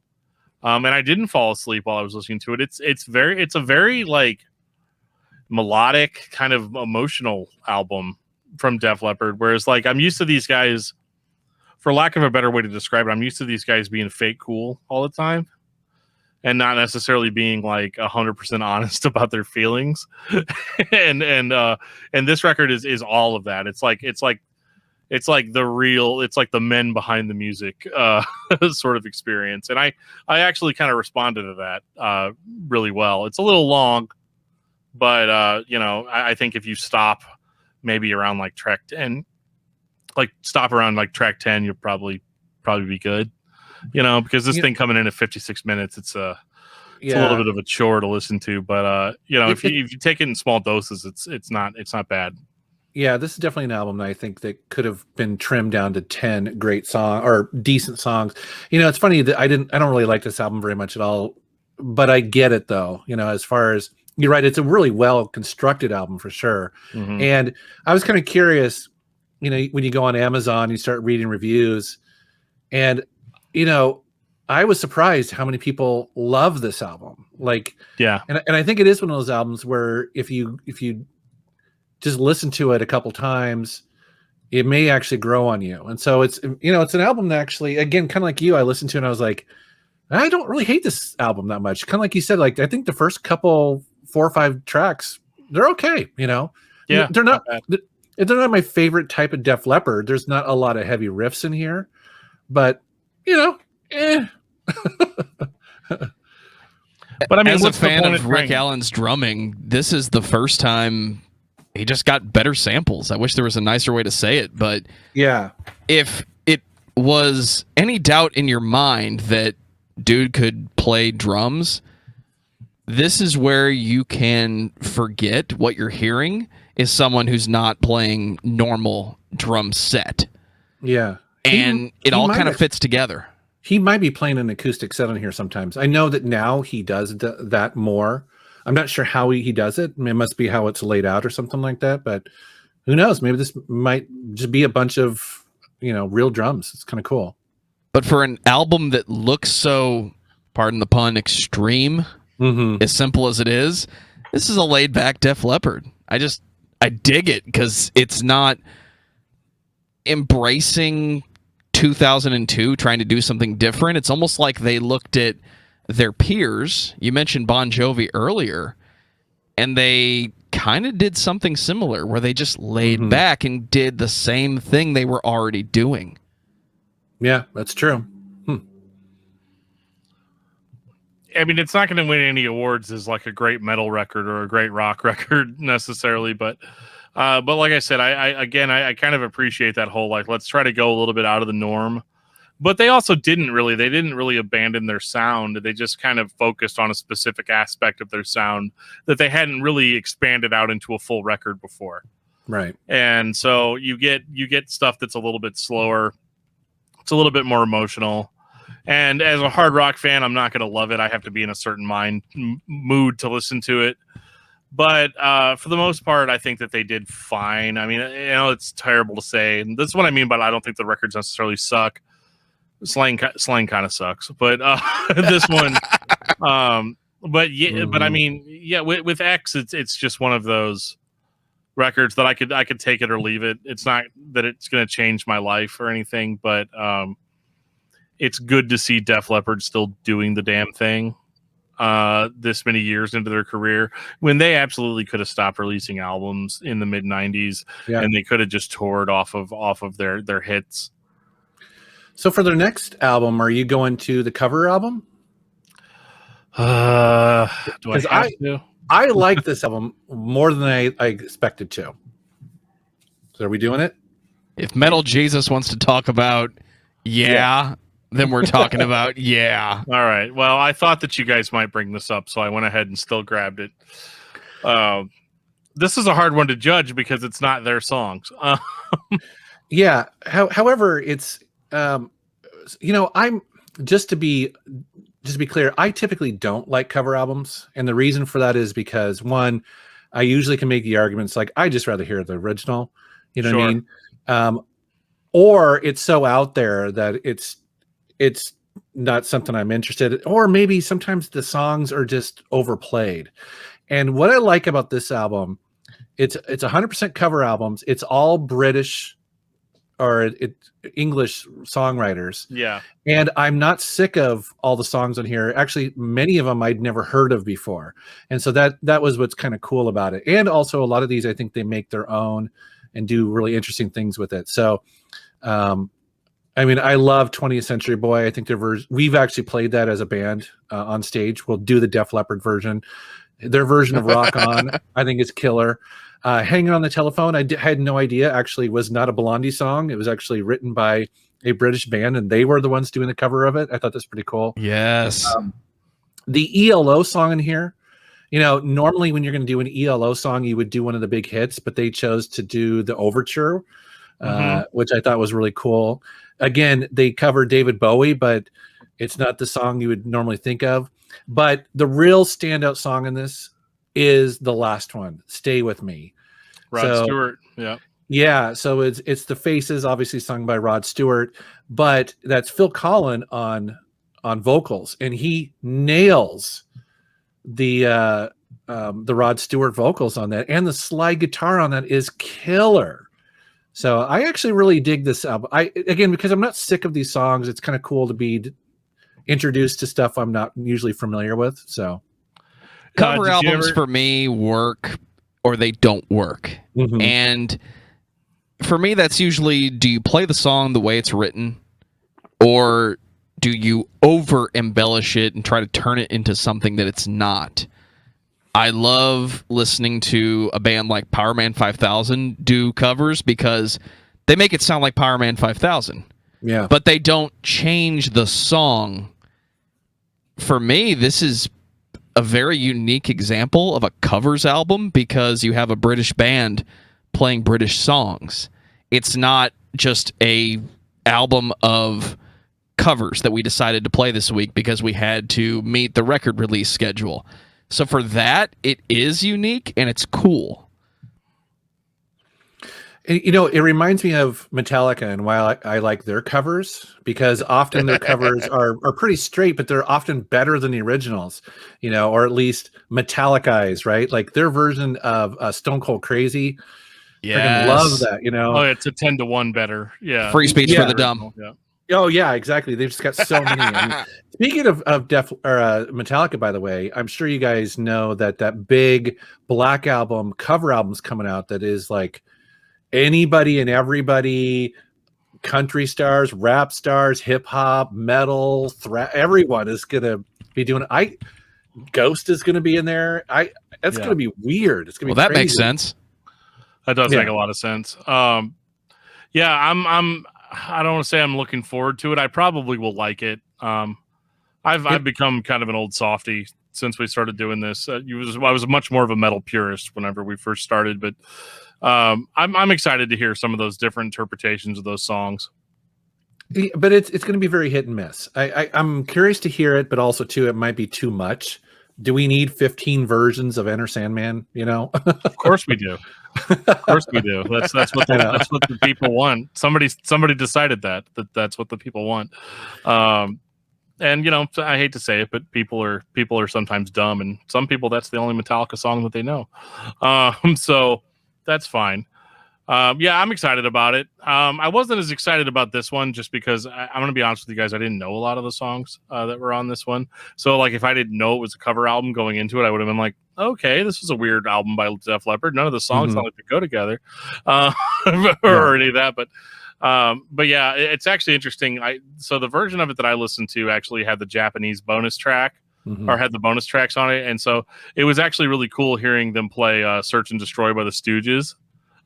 Which is something I was just not expecting at all. I just wouldn't have ever thought of like Def Leppard covering Iggy Pop, you know. That was different. But it's Iggy Pop, dude. I think at this point in their career they've earned it though. They've earned a cover record. And don't you think it explains kind of their mentality? Because there's not a lot of metal or hard rock, you know, heavy songs on here. It's a lot of glam rock, 70s, you know what I mean? So when I heard this, I was like, oh, this is really where they're coming from. This is why so many of their albums sound or go down these roads. You know what I mean? Yeah. Because these are their influences. It's not other stuff. It's not the hard rock, the metal. You know what I mean? There's no metal on here at all. You know? Yeah. I mean, yeah. Well, there's a little bit. You've got "Don't Believe a Word" by Thin Lizzy. Yeah. I'm a big fan of Thin Lizzy. I consider metal, but But yeah, I think that it's not. It shows where they actually come from, and I think a lot of the times, especially with a band like Def Leppard, it's easy to just kind of categorize them as some band that had a big hit back in the day, and everybody liked them for that 5 minutes. Because I think for a lot of metal and hard rock fans, we put a lot of expectations on artists. We decide what we want them to sound like, and then we're disappointed when they don't do the thing that we want. Whereas I think this record provides a really good explanation, a good historical document of like, you have to understand where we're coming from, you know, in order to understand why we made the decisions that we made. It doesn't really explain away like slang, but it does explain a lot of their early stuff moving on. And then some of the stuff that people think is some of their most classic stuff wasn't necessarily the most like legitimate Def Leppard stuff. I think that's the interesting thing about Hysteria is it stands out as the band's most iconic album when it doesn't really necessarily sound like the band that put out all the rest of their records. Yeah, it's well. I think most people will make the argument that Mutt Lange, you know, the producer, was the guy who really molded them in many ways, for sure. Because when he's not there, you can really tell. Yeah. Yep. And then that's how we get, you know, songs from the Sparkle Lounge. Yeah. 2008. Go is so awesome. Come on. You know what? It's so funny you mentioned that because I woke up the other day with that song in my head. You know how sometimes you just wake up with songs in your head? God, that song is catchy. I know. Go ahead. Oh, I was just gonna say, this is not another solid album, but it's got some great songs on it. The first 3 songs I think are great. Go, 9 Lives, and Come On, Come On are catchy as all hell, you know?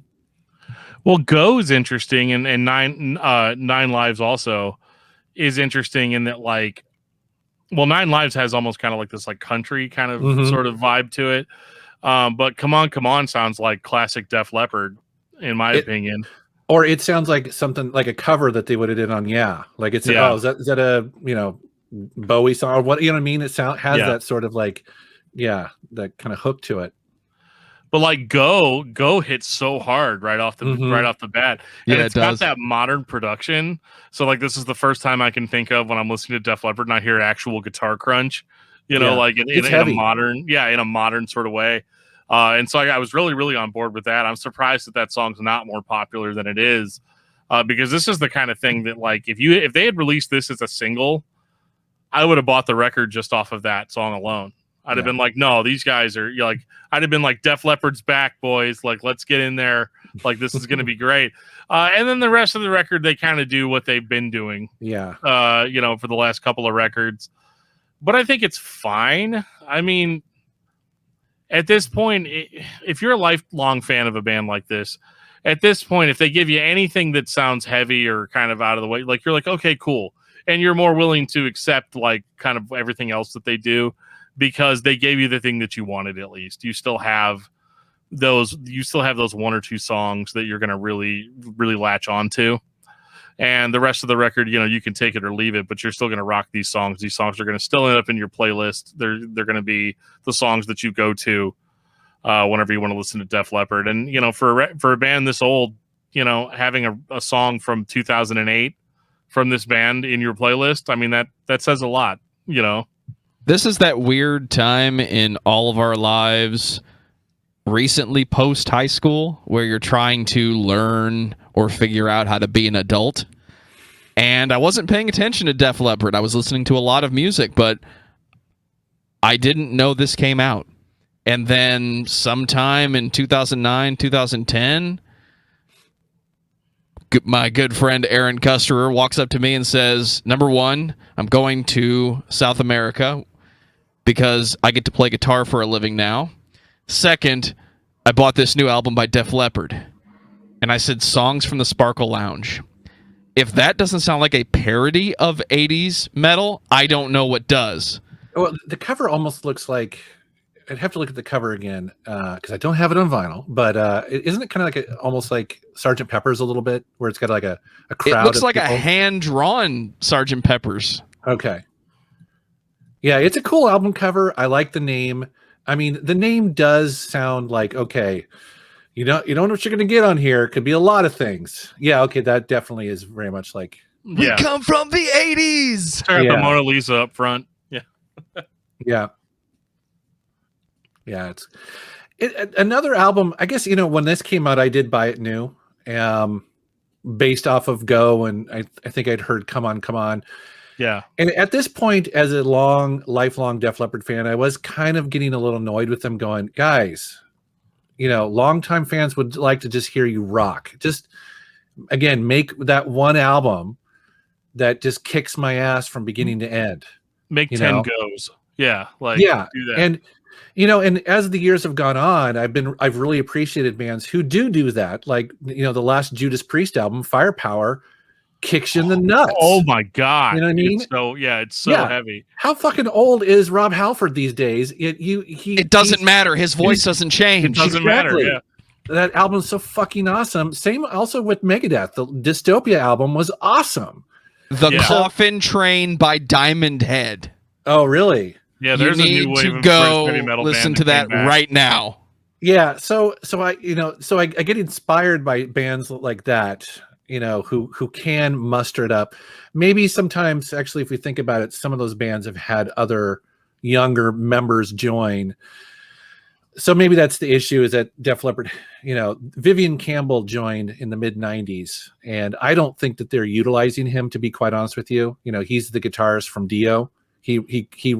He was on all his classic Dio albums, and so I don't think they're really using him to his full potential.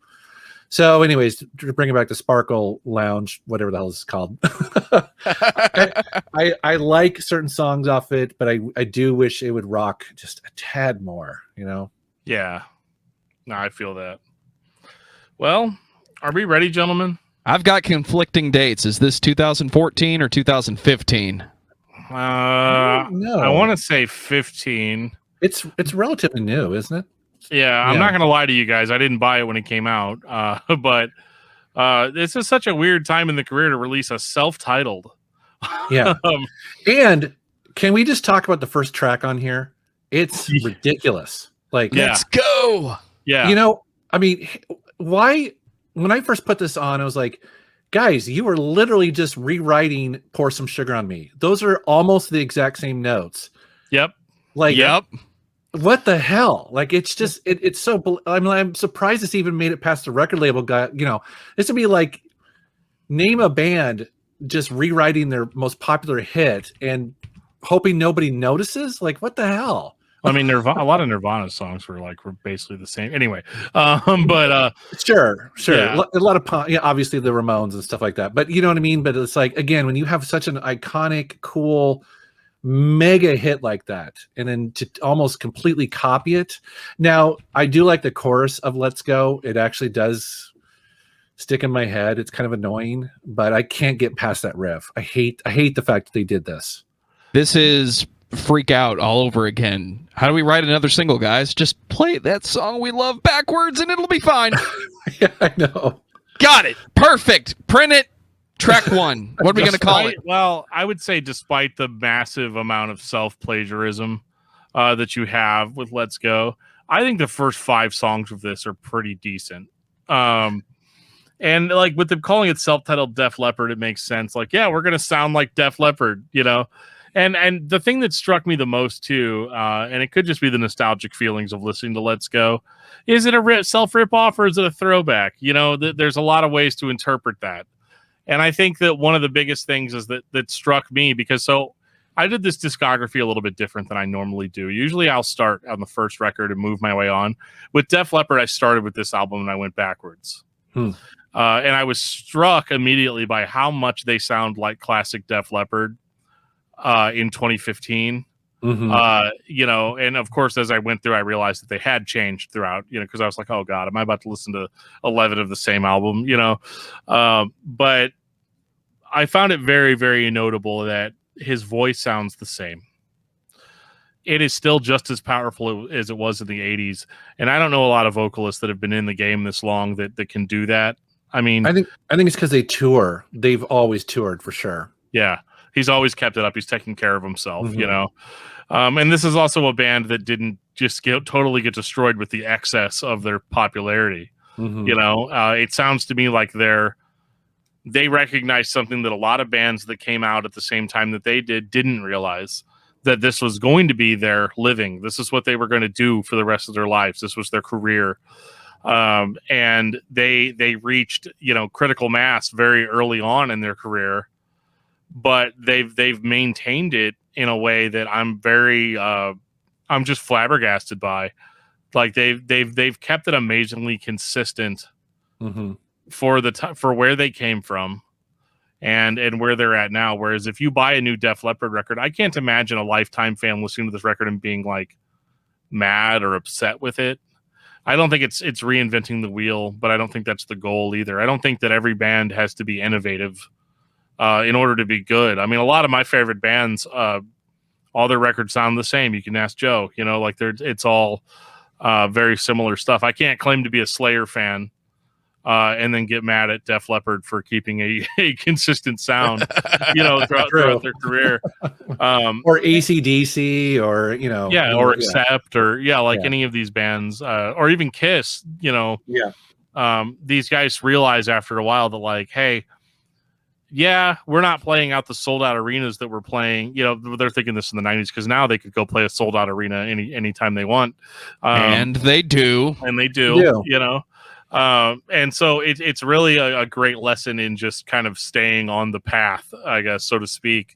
And so like I that's really what I got out of this record because it was kind of my first jump in back into Def Leppard. And from that perspective, I was like, this is actually amazingly consistent. It's not going to win my like favorite record of all time award, or it's not going to be as good as Hysteria or even Pyromania, which I think is probably their best in my opinion. But honestly, this is par for the course, and it's fine. It's a little long, which is something I think they had problems with. Mm-hmm. I actually really like the album closer, Blind Faith. It's weird too. That almost has like a little bit of like grunge sound to it at the end. And so it was kind of cool hearing them kind of have a little bit more of a modern influence, but it not be done in like an obviously like catering sort of way. Because now it's 2015, nobody plays grunge anymore, so like it's fine. You can go in and do that sort of thing. So yeah, overall, I thought this one was fine. I didn't really have any issues with it, and I was actually kind of impressed with it in places.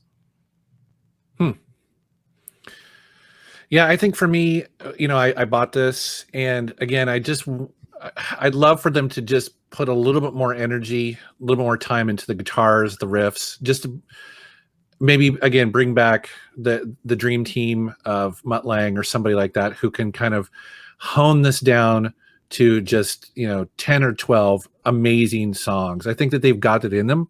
You can see moments of it in all of these albums, these later albums here. So again, an album I didn't hate, but also too, it was like, I'm still waiting for that one album. Come on, Def Leppard. Come on, give it to me, I'm listening to this thinking this is modern Def Leppard. Okay.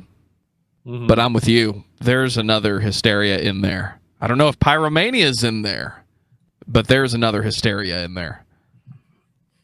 I agree. It'd be nice. But they keep putting out cool stuff though. So, that's what I like about Def Leppard is that they're really good about going back into their past and releasing special editions of these albums and like just a couple of weeks ago, my last album here, they released this.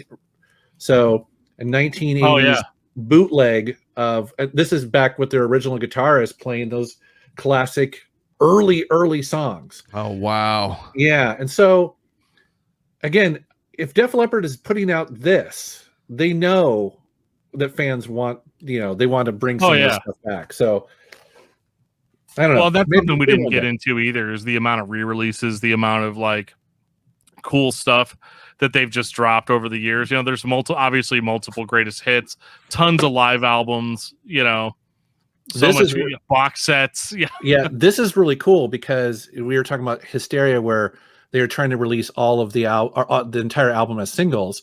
Well, what they did was they divided the album into 9 sections, and so each one of them makes out a section, and so you can actually build up the album cover with the 45s. Oh, that's awesome. Yeah, so they all kind of fit together. And so that is cool. That's why you buy 2 of them, right? You do one to frame and then the other to that's awesome. Yeah, so anyways, I know I was expecting a bunch of cassettes to come out of that box, like here's track 1, here's track 2. Oh yeah. We did it. Yeah, Def Leppard's fun to talk about for sure. I was looking forward to this. They're one of those bands where, again, it's a roller coaster a little bit. You love some of it, you don't love some of it. It's fun to talk about a band like that, and kind of get into the minutia of all that. Yeah, well, and I appreciate you coming on and helping, because I know, like, when we first started talking about doing Def Leppard on the show, I was a little bit, I almost vetoed it because I was like, I don't know, man. I don't know if it's something that I'm going to want to listen to or go all the way through and all of that. But like having you on here was great, because I was like, I don't know what I'm going to talk about necessarily. And I'm afraid that I'm going to I don't know. I'm afraid that I'm going to say something wrong or something horribly misinformed or something like that.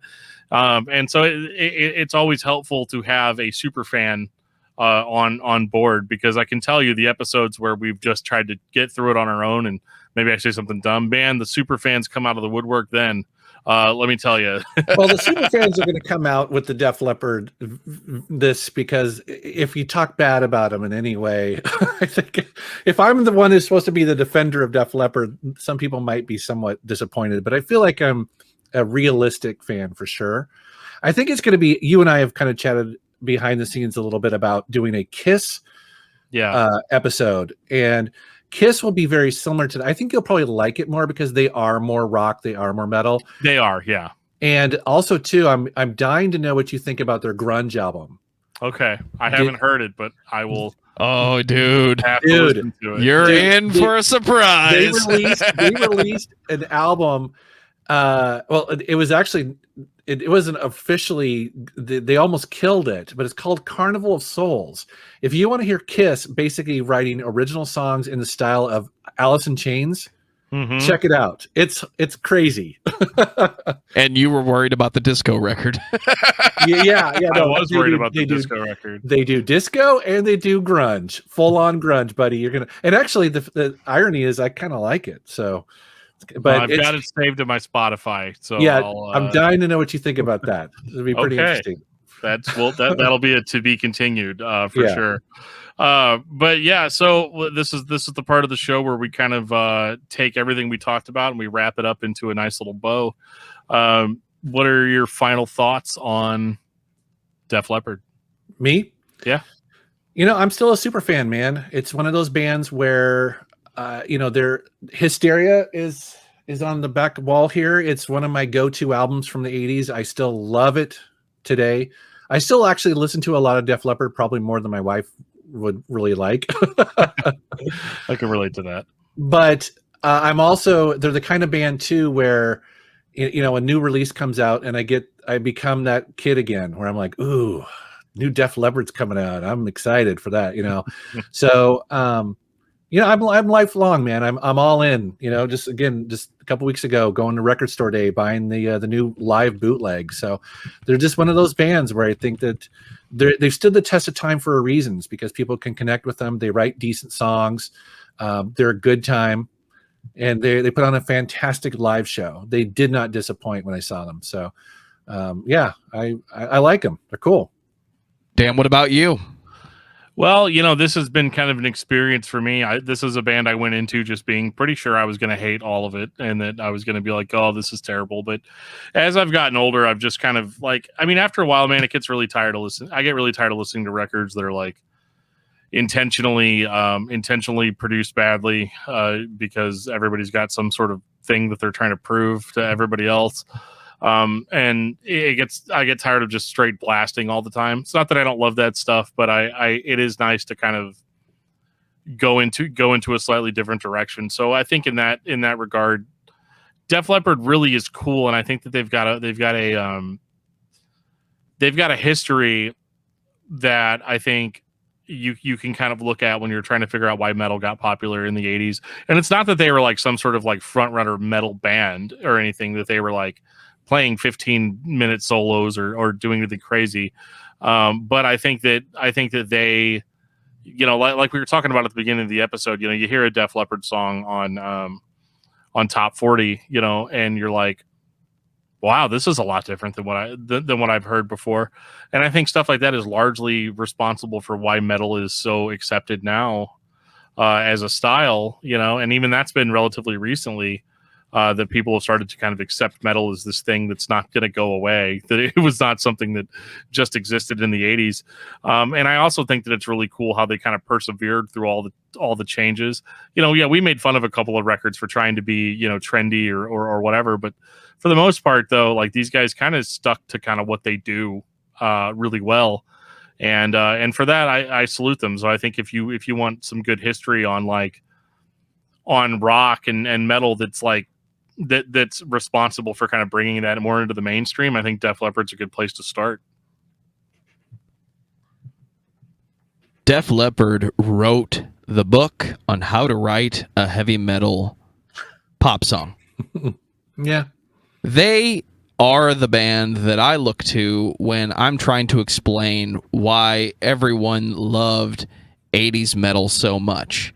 There was a time in our musical culture where it was about being heavy, but it was about being cool at the same time. And there's a point in there where someone just got whatever was missing and said, that's going to be on the radio. That's going to be the next big thing. And Def Leppard is just really good at writing songs.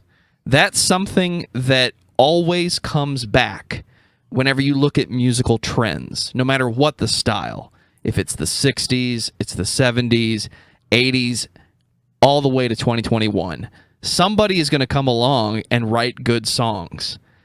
And Def Leppard might be one of the best because everybody looks to them and says, nobody can write a song like Def Leppard.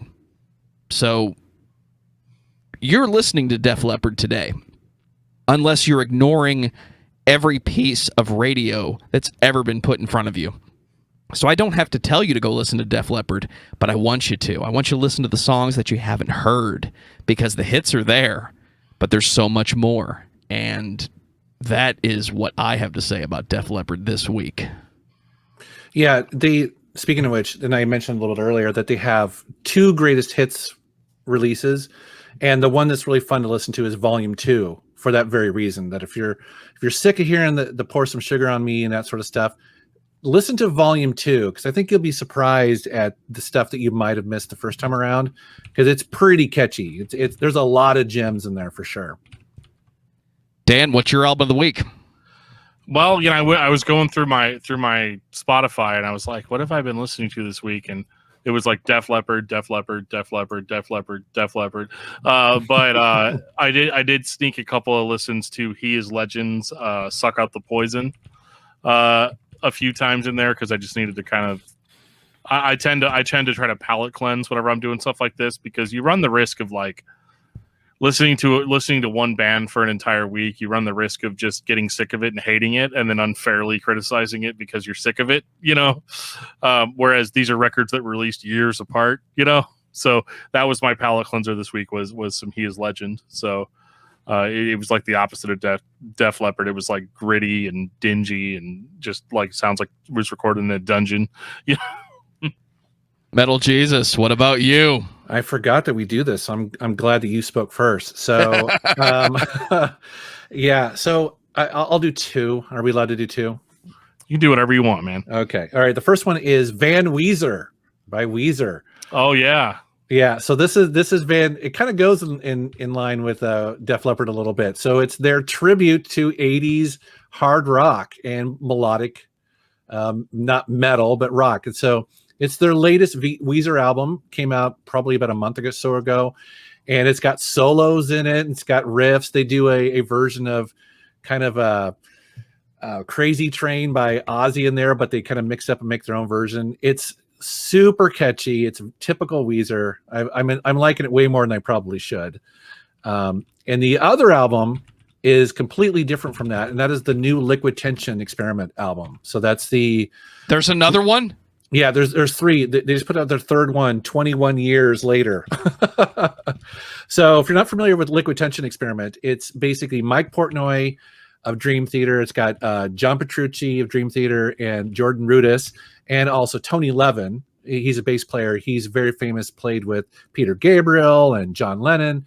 And it's all instrumental, crazy prog rock music. There's no vocals, and it's kind of insanity. It's really cool progressive rock, all instrumental.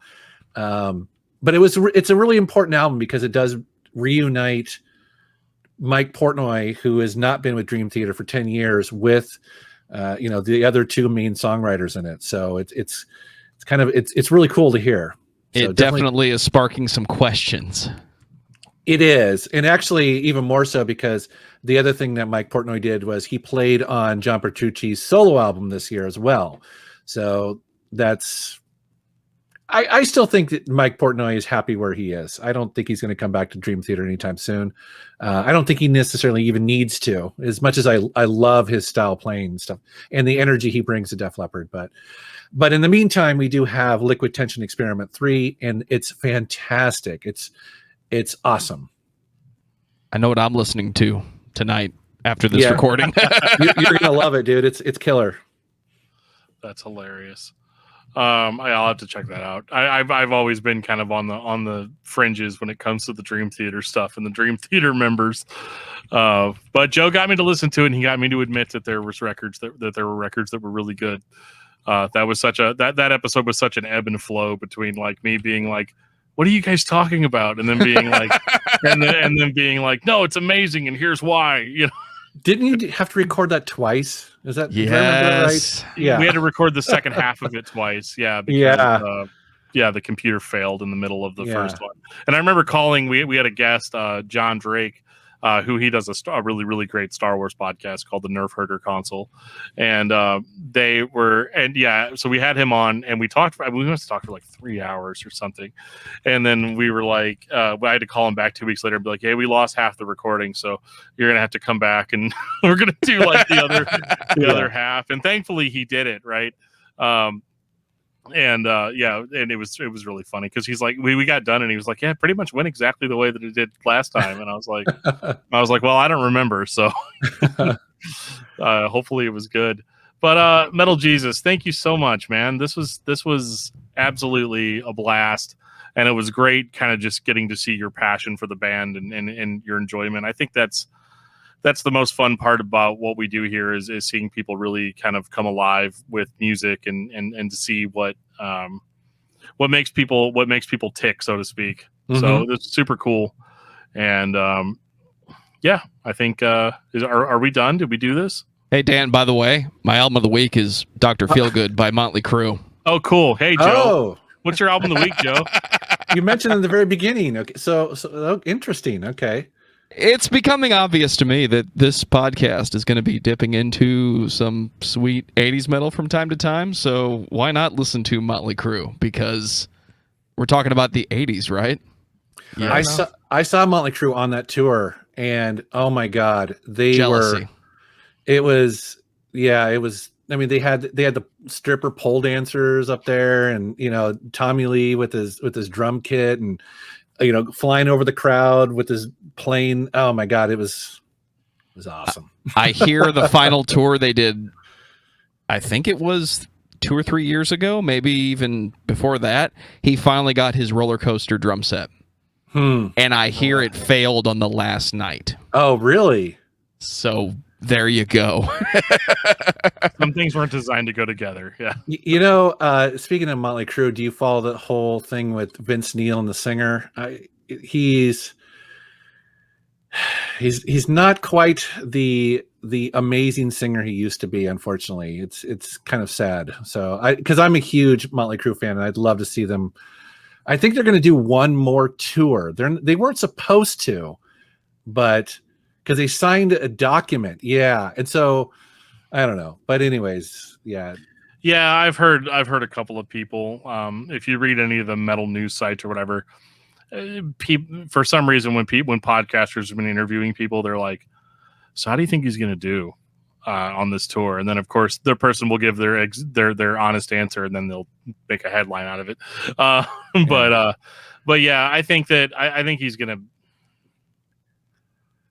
I think it's understandable that somebody's not going to be able to perform at the highest level whenever they reach a certain age either. And I'm not going to get into whether or not it's because he's let himself go or hasn't let himself. I'm not going to be the guy that's like, well, you really let yourself go or anything like that. But I do think that I think the fans are going to be there for it. And I think it's going to be fine. But you just can't have the same expectations of people, from 40 years ago. I think that's unless it's Rob Halford. That's true. And I think after of watching a bunch of Mötley Crüe live performances, it seems like they're performing them in the same key that they originally wrote them in, which, for any singer from the 80s, that is pretty hard to pull off when you're getting older. It's just almost impossible unless you're Rob Halford. Right. And even then, Rob Halford's an exception to the rule. Yeah. Yeah. But I think even Iron Maiden play some of their songs in a slightly lower key. I could be wrong about that, but it wouldn't surprise me. And again, it's completely acceptable. I mean, Bruce still hits the notes on the old stuff pretty well, right? But I'm wondering if it's in the same key because again, it would be usually most bands want to lower the key a little bit just so it's a little bit easier for their singer. Sure, yeah. That makes sense. I have to look. I wasn't looking for it the last time I watched an Iron Maiden video, but and honestly, most audience members don't even know, it's like they wouldn't. Yeah, exactly. You would never know. So make it easier for them, but they're stoked. There's a 20-foot Eddie on the stage. It's fine. Yeah. but yeah, super cool. What this is, I can't wait for people to hear this. I think it's a little different. It's out of our comfort zone, and I kind of like it. So, Yeah, well, thanks for having me on. This is a lot of fun. So Thanks for hanging. Is anything cool coming out that we need to know about?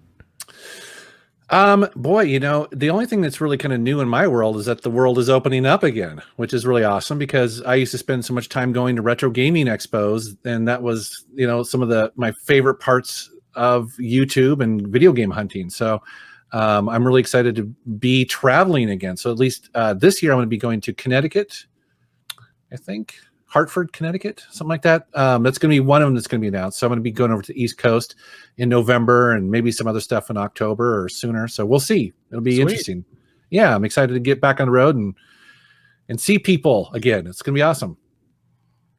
Same. Awesome. We're hoping to go out and do some. I've made so many friends doing the podcast, and I never get to see any of them in real life. So I think it was just a couple weeks ago. I actually took a 3-hour trip to go visit somebody that we'd had as a guest on the show. We sat down, had some beers, had lunch. It was great. So I'm hoping to get to do some more stuff like that coming up. Well, if you guys ever come to Seattle area, you got a place right here. We'll do the podcast live. 100%. Or at least in the same room. So it'll be awesome. There you go. Yeah, we won't have to stand. We're totally all here, but we're in separate rooms, separate compartments. Hey, It's Dan, super what'd you meta. think about this one? Yeah. I thought it was great. Yeah, awesome. Well, guys, thank you so much for checking out this episode. We will have more for you in the future. Stay metal.